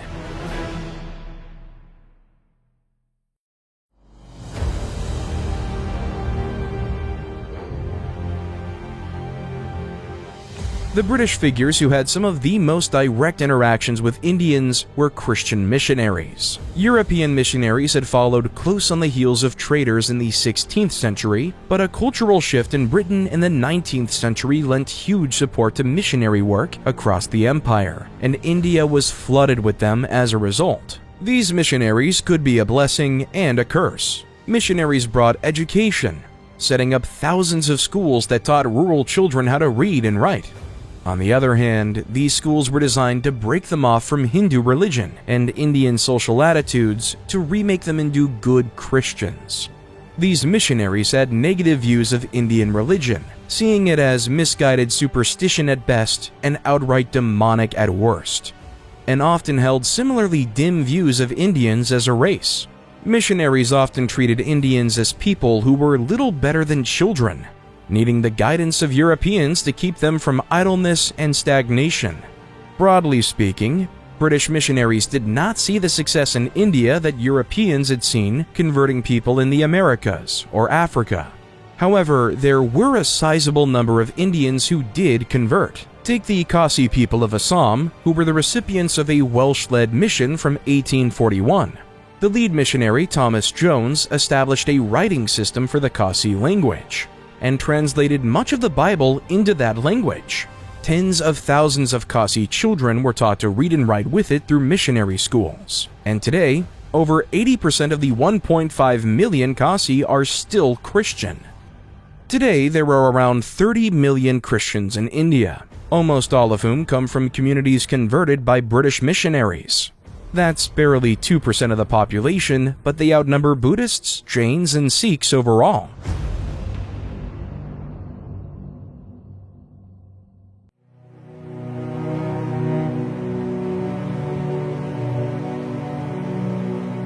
Outside of missionary schools, Indian elites could acquire a Western-style education, but it didn't take long for these Indians to begin wielding these ideas against the British. For example, in 1878, Indian critics turned Britain's rhetoric of free speech and free press back on itself when the British passed the Vernacular Press Act, which censored criticism of British policies in the Second Anglo-Afghan War. While there was nothing like the 1857 rebellion, local resistance against British policy became more common in the late 19th century. There were several rebellions among the Adivasi against British control of their ever-shrinking rural communities, most notably the one led by Birsa Munda in 1899 to 1900. British attempts to push social reforms were also a point of contention. For example, the British pushed for expanded education for women, raising the marriage for girls, and the rights of widows to remarry, all of which led to some opposition.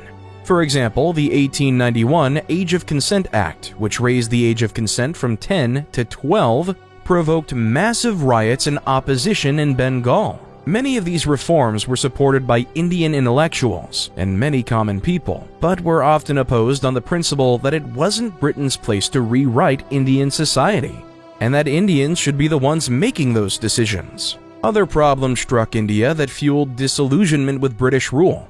Regional famines gripped Western and Central India in the late 1860s, and then Bengal in the 1870s.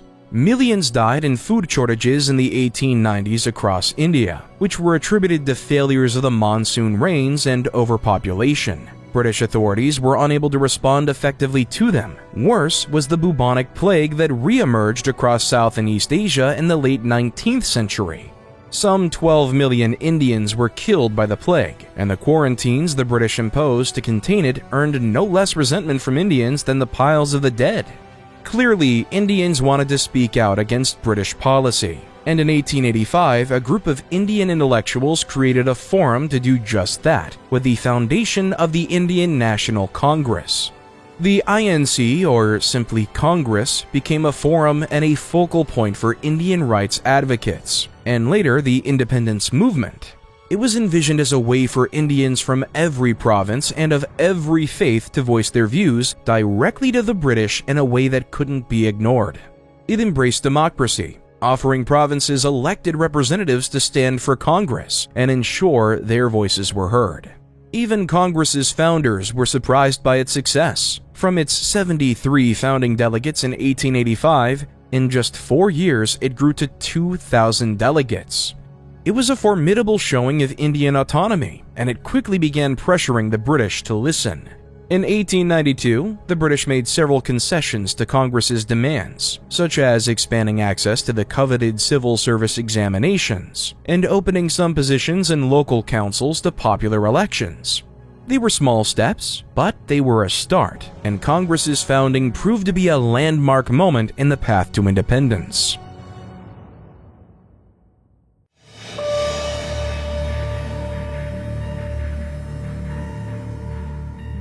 By the late 19th century, an Indian consciousness was clearly growing. However, there were many issues and divisions to be worked out among Indians, and none proved more troublesome than the relationship between Hindus and Muslims. Tensions between Hindus and Muslims were nothing new.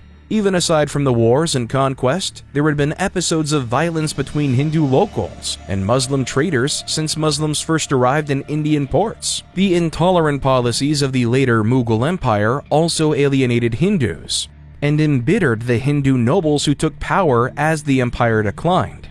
The British also complicated matters. Britain dealt with the divide between Hindus and Muslims by establishing separate systems of justice and applying different laws to the different groups. It was hoped that this would minimize conflict, which it did in some ways, but in others, it created a legal barrier between Hindus and Muslims that only encouraged their division. The British were also generally more sympathetic to the Muslims than the Hindus, and as a result, Muslims were given preferential treatment as soldiers and in the fiercely contested civil service positions open to Indians. The result was that by the late 19th century, Hindu-Muslim violence was becoming common. For example, the Mapila Muslim community in southwest India launched no fewer than 6 revolts between 1839 and 1921 over oppressive and discriminatory treatment by Hindu landlords. Many of the disputes were religious in nature. For example, one riot in Bombay in 1851 erupted when a Parsi journal published an image of the Prophet Muhammad, resulting in attacks on Parsis by Muslims in the city. The treatment of cows was a particularly thorny issue from the 1870s, with Hindus taking issue with Muslims killing and eating them. The so-called cow protection movement emerged to demand an end to the killing and eating of cows, while Muslims took this as an imposition of Hindu religion upon their lives and an attack on Islam. This resulted in deadly violence in the last decades of the 19th century. In 1893 alone, some 100 people were killed in violence over cow killing in the Punjab, and several hundred more died in rioting in Bombay over the same issue. Nevertheless, Muslims helped to found Congress and shared the desire for a greater voice in governing India. But it was apparent that Hindu and Muslim interests were in conflict. Almost immediately after its founding, Muslims began abandoning Congress, and within 8 years of its existence, it lost half of its original Muslim membership.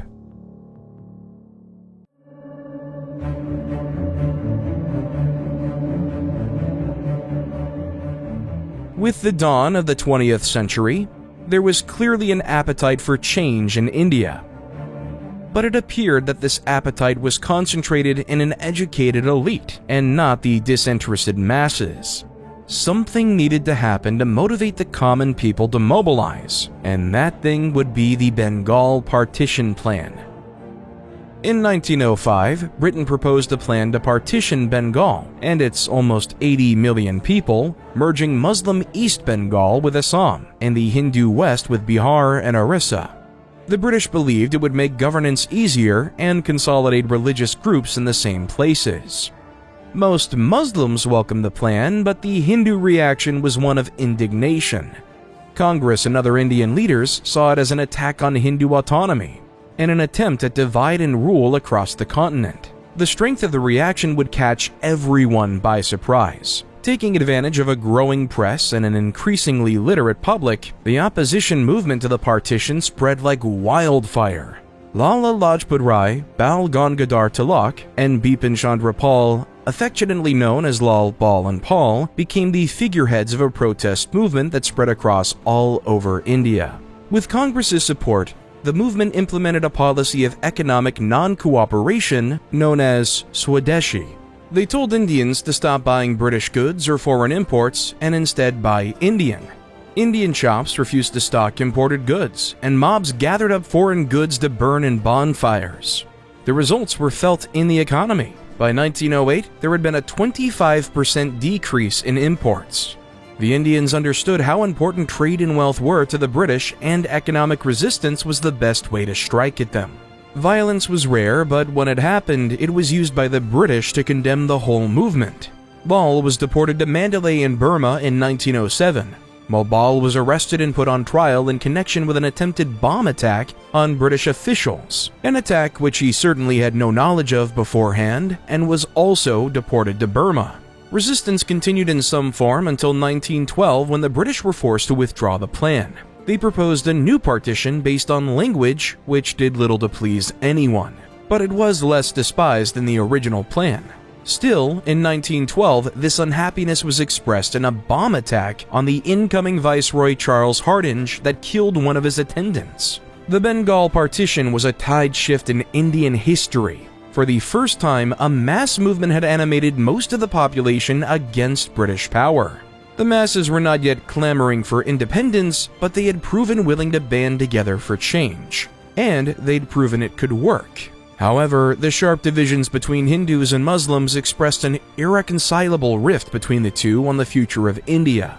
In 1913, the All India Muslim League was founded as a Muslim alternative to Congress, which would, in time, pave the way for India's partition.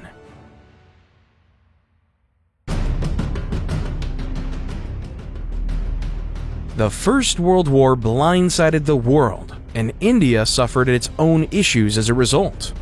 Indians generally supported Britain during the war, and some 1.5 million Indians served in the military over the course of the conflict.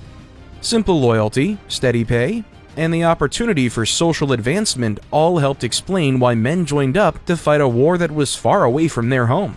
Indian troops served in virtually every theater of the war, including France, Gallipoli, and Egypt, but made their biggest mark in Mesopotamia, where they comprised the majority of British-aligned forces. Many Indians distinguished themselves on the battlefield. For example, Khudad Khan became the first Indian, although technically today he would be counted as Pakistani, to receive the Victoria Cross for his valiant defense of a machine gun position against a German assault in Belgium in October 1914.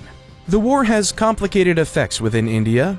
Wartime rises in taxes and prices caused economic hardship, compounded by poor weather which produced food shortages in some areas. Other industries prospered, namely steel and iron, who benefited from higher demand to supply the war effort. The sacrifices needed for the war led Indians to question what it was all for. Many Indians began to question the British claims of fighting for freedom and civilization when they did not practice that freedom in India. In 1916, this feeling of dissatisfaction led the Congress and the Muslim League together to sign the Lucknow Agreement, issuing a joint demand for expanded democratic rights, minority protections, and judicial independence for India. This was followed by the foundation of the Indian Home Rule League, spearheaded by British-Irish activist Annie Besant, which pushed for Indian autonomy. Over 60,000 Indians died in the fighting, but even worse was the Spanish flu outbreak immediately after, which killed around 14 million Indians, or about 5% of the population.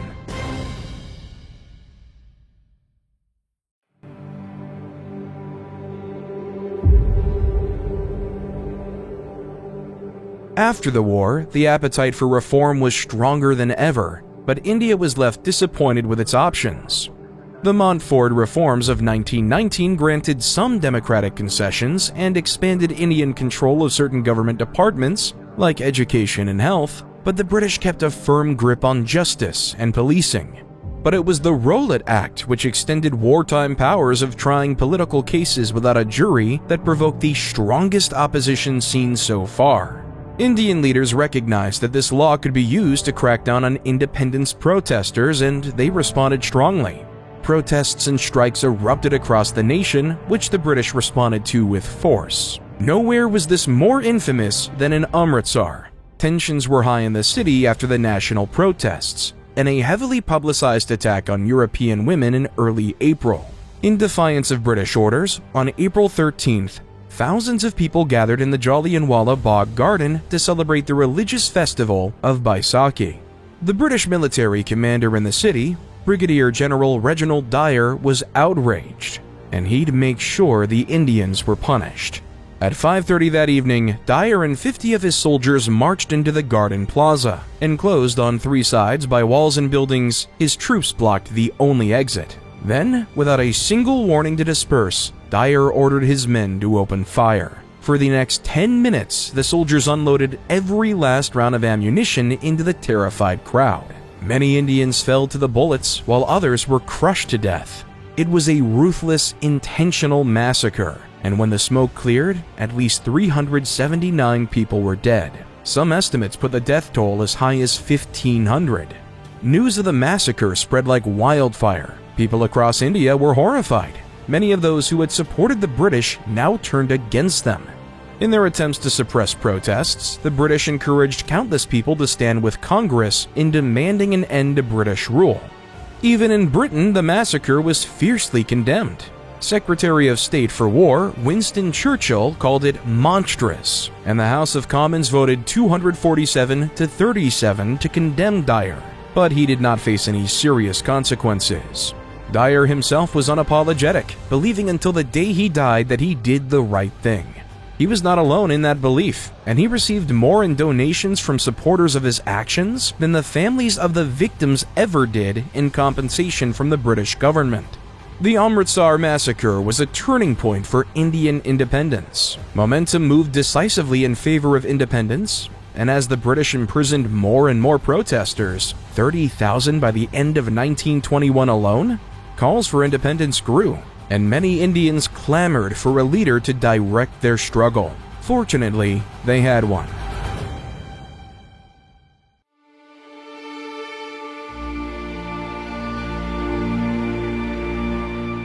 Mahatma Gandhi was born to a Gujarati merchant family in 1869. At age 18, he traveled to London where he studied law before moving to South Africa in 1893. South Africa was home to a large Indian population, and Gandhi spent the next 22 years of his life there. Gandhi's experiences in South Africa permanently shaped him. He became a devout Hindu, and he saw firsthand the sharp differences in treatment between racial groups there. Gandhi also served in a medical capacity in the Second Boer War from 1899 to 1902, which exposed him to the horrors of violence in war. Gandhi became a community leader and an activist, leading nonviolent campaigns by the 1910s, and was arrested in 1913 for leading a great march across South Africa in protest against British colonial policy. Gandhi swore by a nonviolent resistance tactic he called Satyagraha, which absolutely prohibited violence and called for non-cooperation with discriminatory and oppressive policies. In this way, Gandhi hoped to maintain the moral high ground over the British, while also treating them with respect and gentleness. He returned to India in 1915, already famous as an activist, and amassed a rapid following for his advocacy against British imperialism and support for the Home Rule movement. In the wake of the Amritsar massacre, he was swept into leadership of the INC, and pushed it in a more firmly pro-independence direction. Naturally, this angered the British, who arrested him and dozens of other INC leaders in 1922 and sentenced him to 6 years in prison. Following his release from prison, Gandhi found the independence movement bitterly split over its goals and methods. Disheartened and unable to unite them, Gandhi pivoted to anti-poverty work and left the political arena for several years.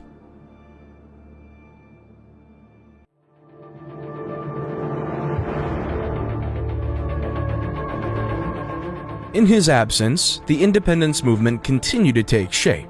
Albeit one Gandhi was not fully happy with, the British were forced to hand over more concessions, unable to stem the rising tide for independence.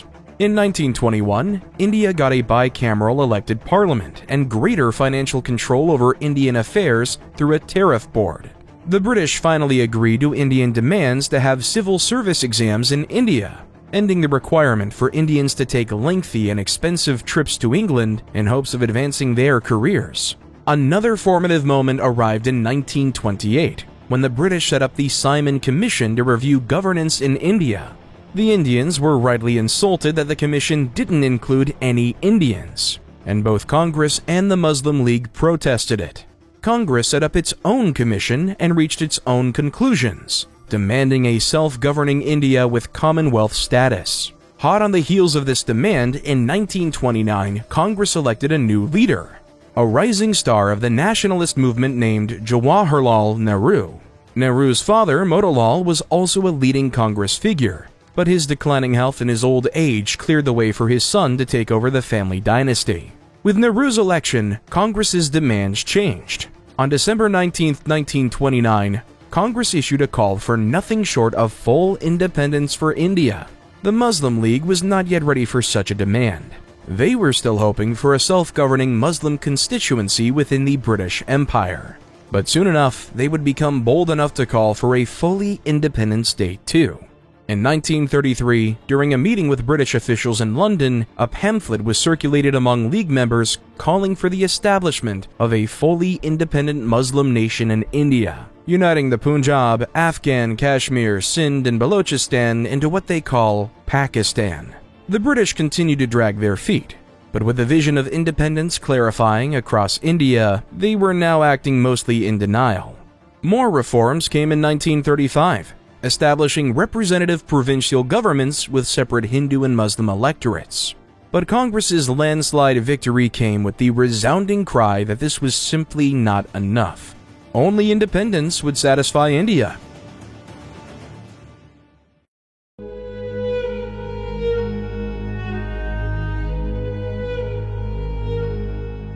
In 1929, the Depression hit India hard. and had an indirect effect on the fight for independence. India has been a major exporter of food and other resources, but the depression caused a collapse of the export economy as the global market shrank. Foreign investment dried up, grain production plummeted, and many families were hit with poverty and an inability to pay their taxes. Agriculture struggled and India found itself in the unprecedented position of having to import a large amount of its food. On the other hand, the lack of foreign investment allowed Indian investors to invest in the industries that weathered the depression, such as textiles. Many of these Indian investors were also supporters of Congress, who funneled their newfound wealth into opposition to the British. Amidst this difficulty, the British passed a salt tax that required Indians to pay the British exorbitant fees for use of the basic resources. This included even the act of boiling seawater to extract the salt. These taxes naturally fell hardest on the poor and was enough to bring Gandhi fully back into the independence fight. With the support of Nehru and Congress, Gandhi led a national protest against the move. For 24 days, Gandhi and his supporters undertook a peaceful 240-mile walk from Sabarmati to Dandi on the Gujarat coast in protest at the absurd laws. Global media attention was captured by the march. Upon reaching his destination on April 5th, Gandhi scooped up a pile of mud and salt and said, "With this, I am shaking the foundations of the British Empire." The simple act was powerful and easy to emulate. Millions across India followed his lead, and it became one of the most iconic moments of the independence struggle.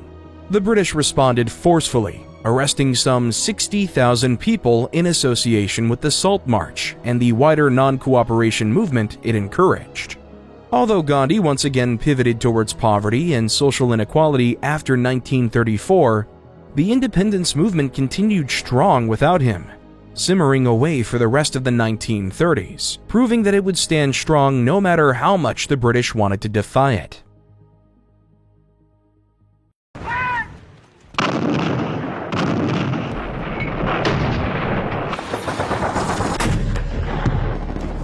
Unfortunately, the Second World War arrived to throw a wrench in global affairs. India was informed of its involvement in the war on September 1, 1939. It was a decision made by the British government, not Indians themselves. But the Indian people broadly agreed with the Allied cause, especially against the Japanese, whose assault through East and Southeast Asia would be infamously brutal. Indian soldiers once again served a vital role in the Allied war effort, with some 1.4 million Indians serving on the battlefields from North Africa to Burma. Naturally, most Indian troops were tasked with the war in Southeast Asia. Indian troops formed the backbone of the desperate British defenses of Hong Kong, Singapore, and Burma, among others. And as a result, many fell into the hands of the Japanese. Domestically, the war caused great tension between the British and Congress. Congress supported the war, but in exchange they wanted concessions that the British were unwilling to give. In October 1939, the British High Command executed wartime powers to force provincial Congress representatives to resign. An attempt by the renowned diplomat Sir Stafford Cripps, who was a good friend of Nehru's, to negotiate a position for Congress leaders in a sort of wartime cabinet for India fell through, and Indians were left alienated from leadership throughout the war. Gandhi led the call for non-violent resistance to Britain's heavy-handed policy and led the Quit India movement in 1942. The British responded by arresting him, the entire Congress leadership, and some 90,000 supporters over the course of the war. This infuriated many, and some of the Quit India protests became more aggressive, with sabotage of public infrastructure and occasional riots. Gandhi was released in 1944 and continued the Quit India campaign for the rest of the war. There were those in India who sought a very different path and saw the war as a chance for independence from another angle. One of those was Subhas Chandra Bose, who stands as one of the most complicated figures in the story of Indian independence. Bose threw his support behind Hitler and the Axis, believing that India might achieve independence by having the British be defeated by the Axis. Bose traveled to Germany, where he met with Nazi leaders and spent several years building an alliance. Hitler even agreed to allow an Indian division into the SS, and this Tiger Legion would gain several thousand members. In 1943, as the war in Europe turned against Germany, Bose traveled to Indonesia and cozied up to the Japanese instead. Bose ended up recruiting some of the Indian prisoner of wars in Southeast Asia to serve in an anti-British Indian National Army. In March 1943, this army collaborated with the Japanese to invade India and the often forgotten Operation Yugo. The invasion lasted several months, but the Indian people did not rise to support them as Bose had hoped. Instead, Indian and British troops mounted a fierce defense of India, earning 2 hard-fought victories at the battles of Kohima and Imphal that proved to be Japan's most costly defeats thus far, and spelled an end to Japanese expansion in the Southeast Asian theater.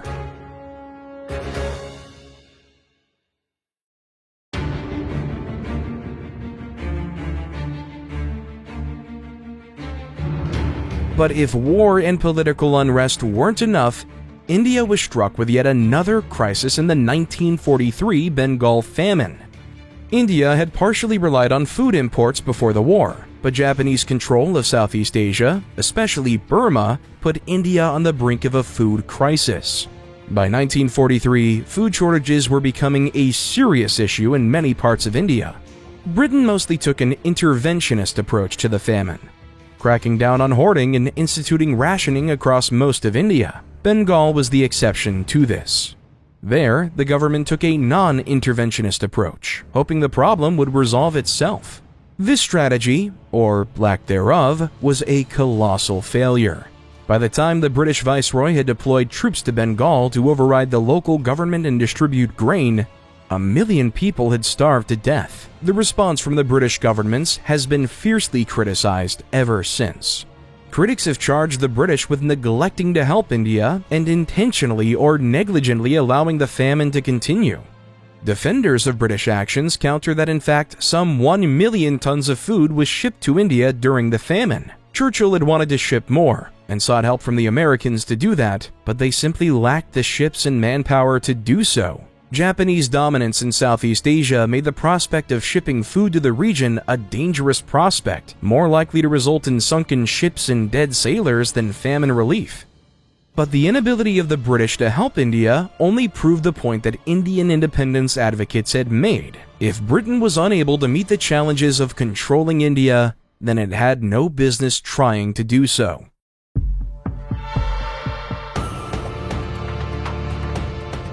When the war ended in 1945, the world and India were a very different place. It was impossible now to deny the overwhelming demands for independence. Congress swept over 90% of the non-Muslim seats in the first post-war elections, and the Muslim League took a similar 90% share of the Muslim ones. Meanwhile, in Britain, the war had destroyed both Britain's ability and desire to hold an empire abroad. Almost immediately after the war, the British announced their intention to leave India, and in February 1947 set a provisional date of June 1947 for their withdrawal, later pushed back to August.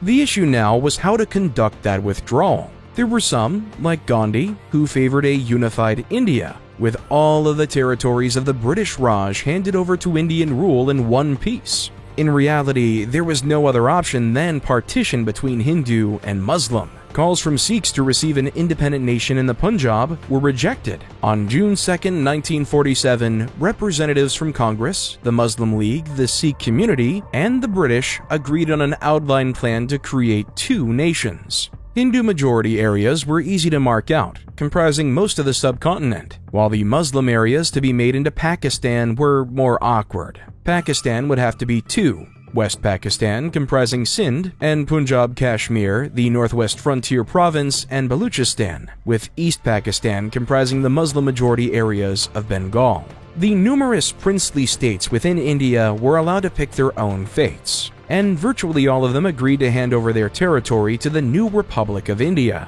Still, the borders of this new India were still in flux as independence approached. In fact, the final borders of India and Pakistan were not agreed until the first week of August, barely a week before independence, and were not formally announced until the morning of Wednesday, August 14, 1947, the same day that Pakistan declared its independence. Rushed and problematic the partition would prove, but for many Indians, it was easy to put out of mind as the promise of independence was finally realized. Shortly before midnight on the night of August 14th, Jawaharlal Nehru ascended the steps of the Parliament House to address his nation and the world. As midnight ushered in August 15, 1947, India enjoyed independence for the first time in centuries. The legacy of its subjugation had left it many problems to fix, and it would find plenty of new problems to come, but it would face those problems standing on its own 2 feet, with a government drawn from its own people, striving to serve its own people, and hearkening to the voice of its own people.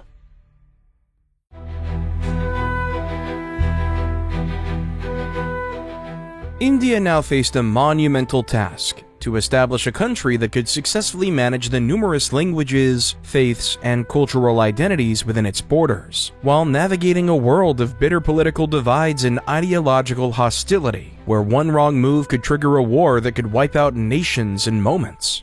The first issue facing India was the partition itself. The complexity of Indian geography and the imprecision of the border divisions meant that millions found themselves on the wrong side of the border. There were Hindus in Pakistan, Muslims in India, and religious minorities in both who were not happy with where they ended up. What followed was one of the largest mass migrations in history, with around 15 million people moving across India and Pakistan. The governments of India and Pakistan were not prepared, nor had they expected such a colossal migration. There was little government support for migrants, which left families and communities alone to organize the complex upheaval of their lives. Supplies of food and water weren't capable of handling the movement of people. Inevitably, hundreds of thousands died. Dehydration, starvation, exhaustion, exposure, and disease claimed countless victims. Tensions and violence between religious groups was both a cause and a product of this migration. Migrant convoys were attacked, sexual violence was rampant, and mob killings were widespread. To take a few examples, on September 22, 1947, some 3,000 Muslims were murdered in Amritsar by a mob of Sikhs. They opened fire on the train with rifles and then swept through the carriages with swords and knives to finish off the rest. On January 12, 1948, the tables were flipped in Gujarat, Pakistan, where around 1,500 Hindus and Sikhs were massacred when their train was attacked by a Muslim mob. Most of the migration and violence occurred in Bengal, the Punjab, Jammu, and Kashmir, which had long been the most religiously diverse areas of India. The scale of the migration in these places can be seen through statistics. In 1931, the Indian-controlled Punjab was 30% Muslim, but less than 2% in 1951. In Pakistani-controlled Punjab, 22% of people were Hindus or Sikhs in 1931, but just 0.16% were in 1951.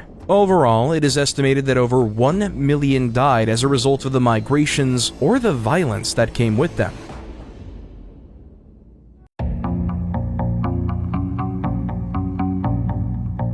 Kashmir proved a particularly difficult area to handle amidst the partition. Alongside the refugee crisis, the Maharaja of the princely state of Jammu and Kashmir, Hari Singh, had not settled on joining either India or Pakistan during the partition process. Singh's rule and that of his forefathers had fallen hard upon the Muslim Kashmiris. With the advent of partition, many Muslims in Kashmir jumped at the chance to overthrow him and join Pakistan. In June 1947, a major rebellion broke out in Poonch, spearheaded by Kashmiri veterans who had served in the war and who wanted to join with Pakistan. This rebellion escalated over the summer and into autumn until Pakistani troops intervened to support the rebels in October. Singh turned to India for help, offering to join India in exchange for military support. India agreed and immediately sent troops in to repel the Pakistanis. The initiative remained with Pakistan through to November though, with Pakistan successfully capturing Mirpur, where some estimates claim thousands of non-Muslims were killed by Pakistani forces. By early 1948, India gained the advantage and had launched Operation Victory to drive the Pakistanis back. The war was mostly fought as a series of small skirmishes rather than pitched battles, and the front line stabilized through 1948, where it remained largely static for the rest of the war. Eventually, the UN brokered a ceasefire that came into effect on January 1, 1949. A temporary border was drawn at the line of control, leaving about 2/3 of Kashmir in Indian hands and 1/3 in Pakistani hands. The plan was to hold a referendum to let the people of Kashmir decide their fate, but the two sides could never agree on proper terms, and such a referendum never came. The line of control is now effectively a permanent border between India and Pakistan, with only minor changes since 1949. The First Kashmir War, also called the First Indo-Pakistani War, was a sour beginning to the relations between the newly independent nations. Perhaps such conflict was inevitable, given the deep divides that emerged before independence. It was far from the last war between the two, not even the last over Kashmir, and set the tone for Indian-Pakistani relations thereafter. The relationship between them remains one of the most difficult and potentially dangerous ones in world diplomacy.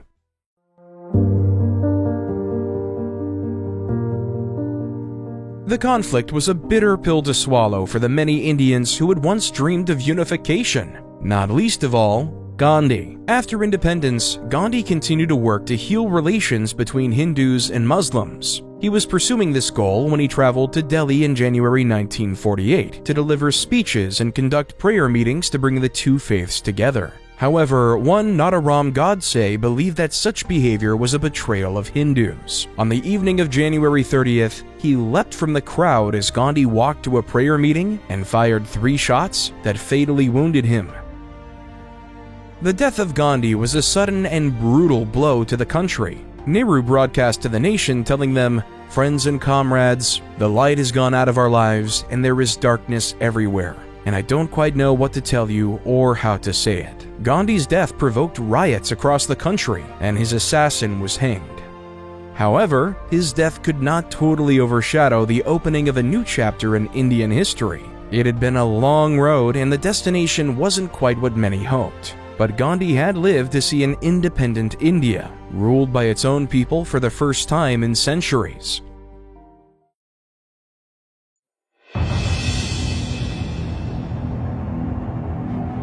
India's new constitution came into force on January 26, 1950, and outlined the vision of the country and how it planned to tackle the problems it faced. Firstly, India would be a democracy with voting rights extended to all citizens above 21, and protections for freedom of speech, association, and political affiliation. The Lok Sabha, People's Assembly, and the Rajya Sabha, States Assembly, formed the two houses of India's legislature, while executive power was wielded by the Prime Minister. Jawaharlal Nehru and his Congress Party won the first elections in a landslide.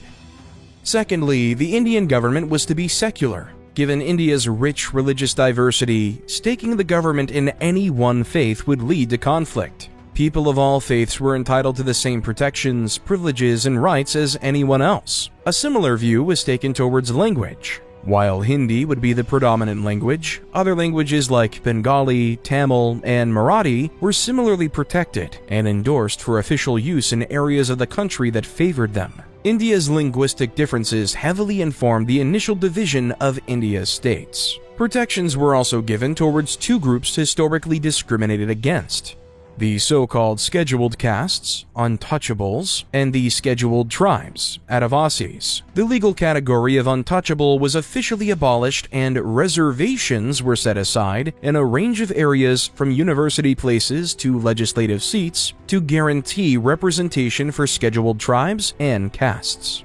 Much like affirmative action in the United States, India believed that positive discrimination in favor of historically mistreated groups could help address the consequences of that mistreatment.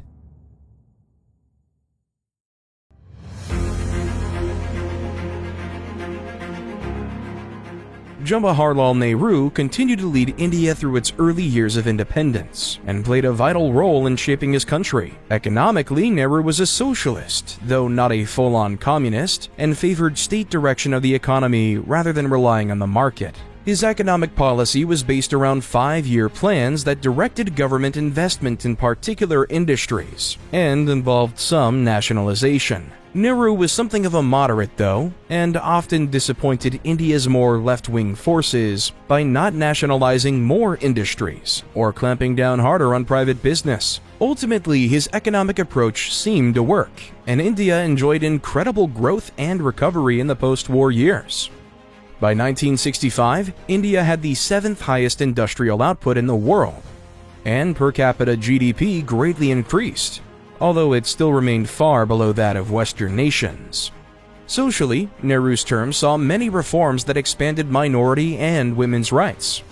His government ended caste restrictions on marriage, raised the minimum marriage age, and expanded women's inheritance rights.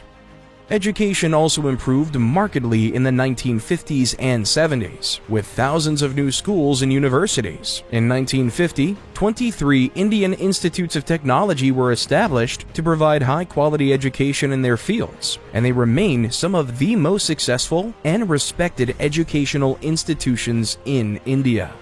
In foreign policy, India walked a path of careful neutrality. While Nehru's socialist economic leanings inclined it towards the USSR, India was keen to maintain diplomatic and economic relations with the West, and as a result, became a pillar of the global non-aligned movement. Still, this neutrality didn't prevent India getting into disputes. In 1961, tensions reached their height between India and Portugal. Portugal had kept control of Goa since the 16th century and had refused to cede its control at Indian independence.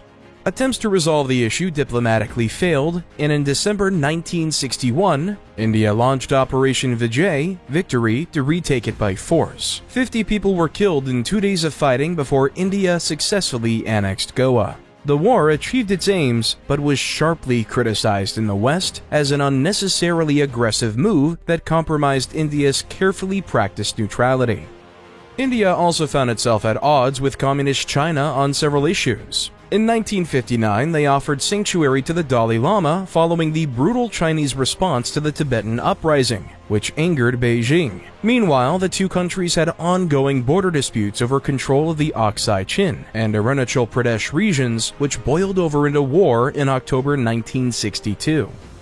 The Sino-Indian War lasted a month and claimed 2,000 lives, mostly Indian, and China successfully seized most of the territory it wanted.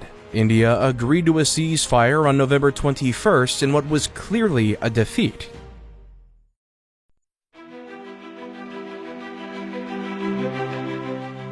Nehru suddenly had a heart attack in 1964.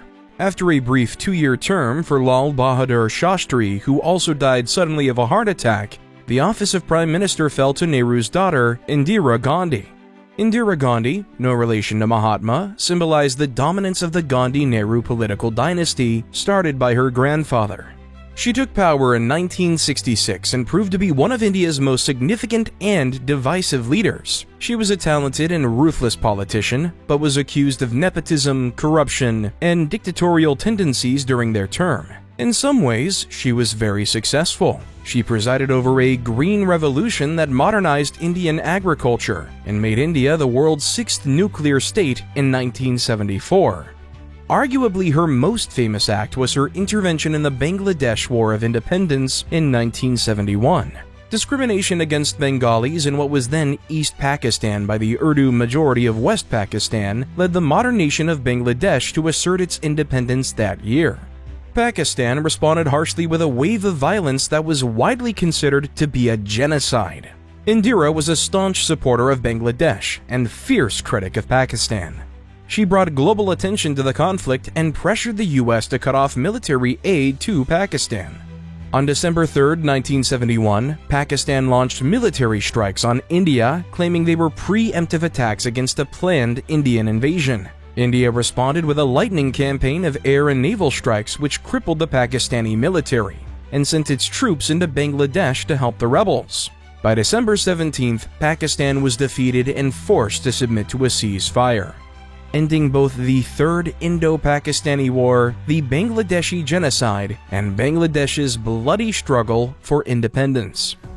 On the other hand, Indira's nepotism, which saw her promote her sons Sanjay and Rajiv to high positions in government, was a permanent blot on her record.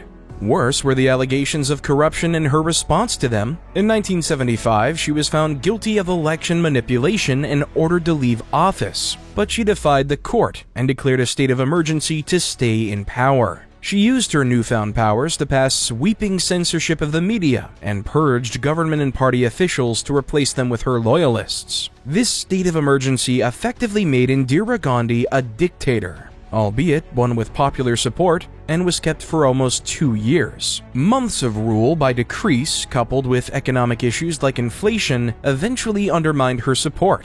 When she finally called another election in 1977, Indira and Congress were swept out of office by the Janata Party.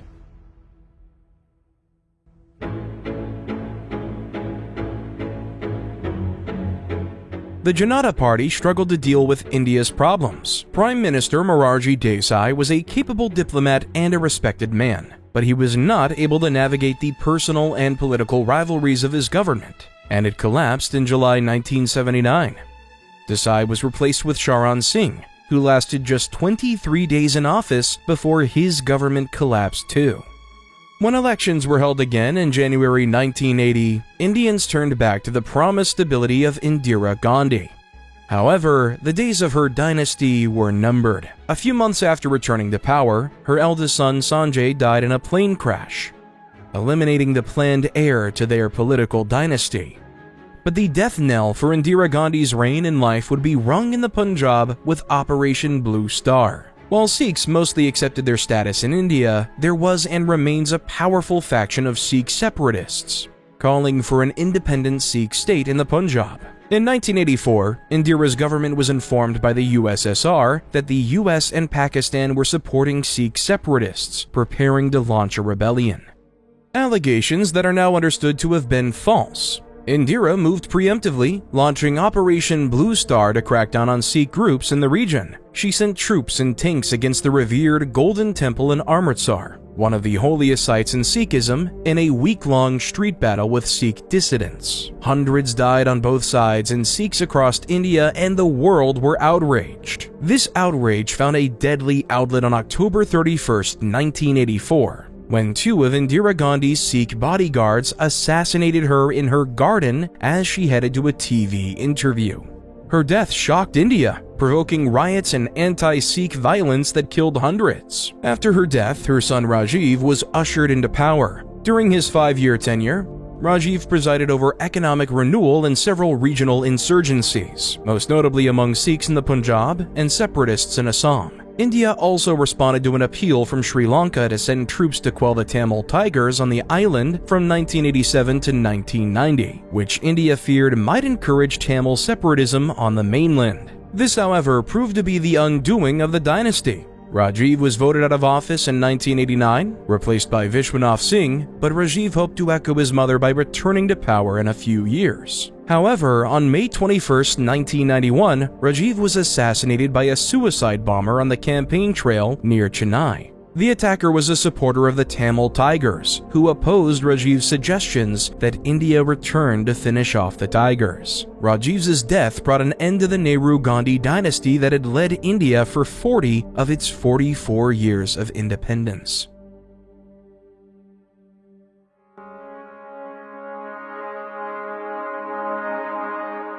But as India marched towards the 21st century, things were clearly improving in virtually every area. Through the 1980s, India imported technology and goods such as televisions and computers that rapidly modernized the country. Agriculture improved with farming technology and fertilizer banishing the famines that had hounded India for centuries. Urbanization accelerated rapidly, and 1 in 4 Indians lived in cities by the turn of the millennium. All these imports caused an imbalance of trade which reached a crisis point in 1991. Forcing a readjustment towards a more liberal economic approach. India opened itself up to more foreign investment, rolled back regulations, and scaled back government control of the economy. Per capita GDP rose sharply over the following years, rising almost 50% between 1990 and 2000 and continuing a meteoric rise after 2000. It was also a period of political diversity as Congress lost its traditional dominance over politics in new parties. Especially the Nationalist Bharatiya Janata Party, BJP, emerged to shape politics. India saw a period of coalition governments that continued until 2014, with several short-lived prime ministers failing to serve out their full terms as alliances shifted and collapsed. A modernizing society and economy did not mean an end to old rivalries. Relations with Pakistan continued to be difficult despite attempts to improve them. In 1999, the two nations fought their fourth war, known as the Kargil War, after Pakistani soldiers crossed the Indian LoC in Kashmir. Stakes were higher than ever, since Pakistan had acquired nuclear weapons back in 1974. But after 12 weeks of fighting and some 1,000 to 4,000 dead across both sides, India came out victorious, and the two powers resumed an uneasy peace.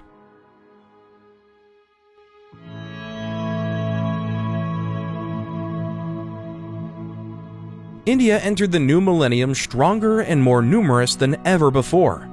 On May 11, 2000, Asta Arora became India's billionth person, and the population has continued to rise.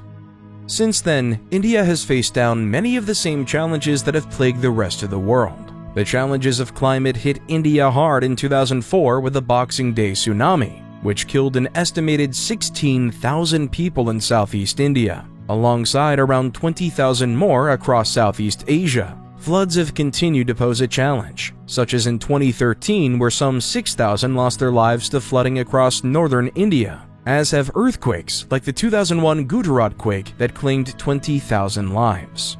India has been on the front line of the war on terror, facing numerous deadly terrorist attacks through the 2000s. Mumbai suffered especially hard, with 200 people being killed in a train bombing in 2006 and another 175 slain in a mass shooting in 2008.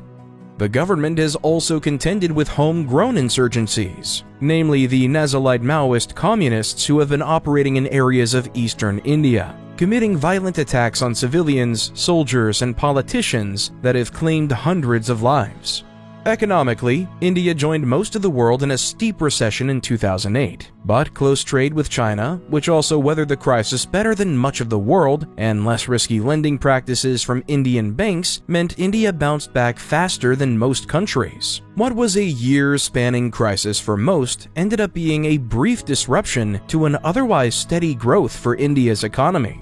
India has been especially successful when it comes to technology. Indian universities are among the most productive in the world for graduates in science, technology, and engineering, and Indian graduates in these fields have an international reputation that has led to comparatively higher representation of Indians in the tech industry in places like Silicon Valley. Few developments in Indian technology have been quite as talked about as its space program. In 2013, they successfully put a probe in orbit around Mars, and in 2023 achieved their first successful landing on the Moon.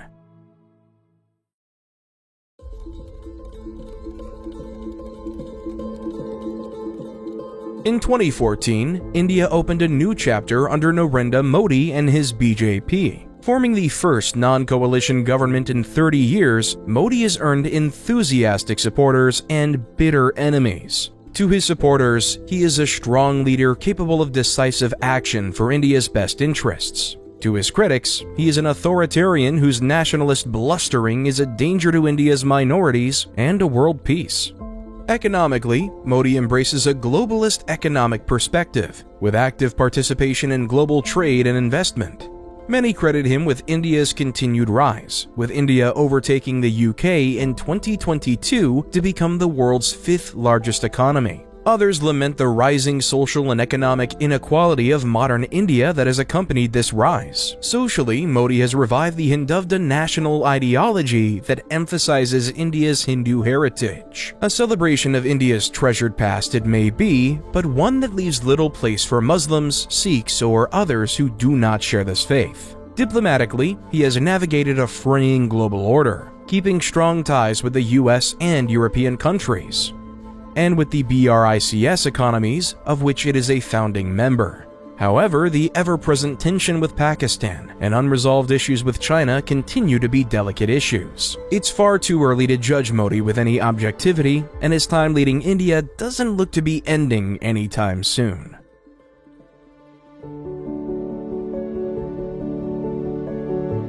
In March 2024, India overtook China to become the world's most populous nation. Never in human history have so many people rallied under the same flag. With such a huge nation comes huge opportunities. and most analysts expect India to keep growing economically, culturally, and politically, with many predicting that it might be a superpower on par with China or the US by the end of the century. But with that also comes huge problems. The logistics of feeding, housing, caring, and representing its massive population is a task that will make or break India. And navigating the deep divisions at home and abroad will take all of India's effort. Looking back on India's history though, many of its strengths and weaknesses are ones it's dealt with for millennia. On January 22, 2024, Prime Minister Modi presided over the inauguration of a temple to Ram, or Rama, in Ayodhya. According to the Ramayana, the divine hero was born on that exact spot, and its opening was a celebration for Hindus and a major occasion for subscribers to Modi's Hindutva ideology.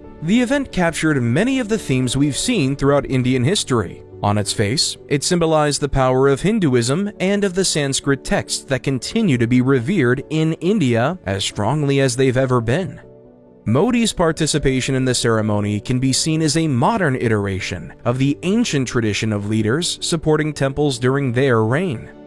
But there was also the shadow of violence and division over the ceremony. The Babri Masjid Mosque had once stood on the site, built by the Mughals in 1528, and burned by Hindu radicals, some linked to the BJP, in 1992. The specter of religious violence and foreign conquest of India therefore lingered in the background of the day's events, and was much discussed by Modi's opponents across news and social media.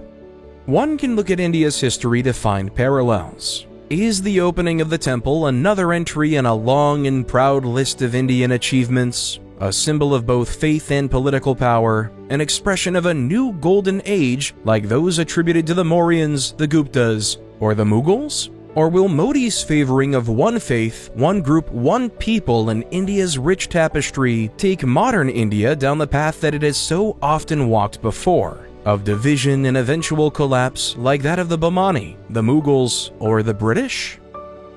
Failing to manage the diversity of India has shed plenty of blood and toppled many empires that have stood for far longer than the relatively young nation that has yet to see its 80th birthday. And there is always the concern that, as the world order shifts once more, the new global hegemons might try to plunder India's wealth for their own gain, as so many empires before them have tried. But for all the similarities with the past, it is easy to forget what has changed. India has never been more unified, more numerous, more advanced, more wealthy, or more powerful than it is today. To quote Modi speaking at the opening of the Ram Temple, "The wait of centuries has come to an end. Now, what lies ahead? It's anyone's guess, but whatever challenges await it, India has never been in a stronger position to meet them."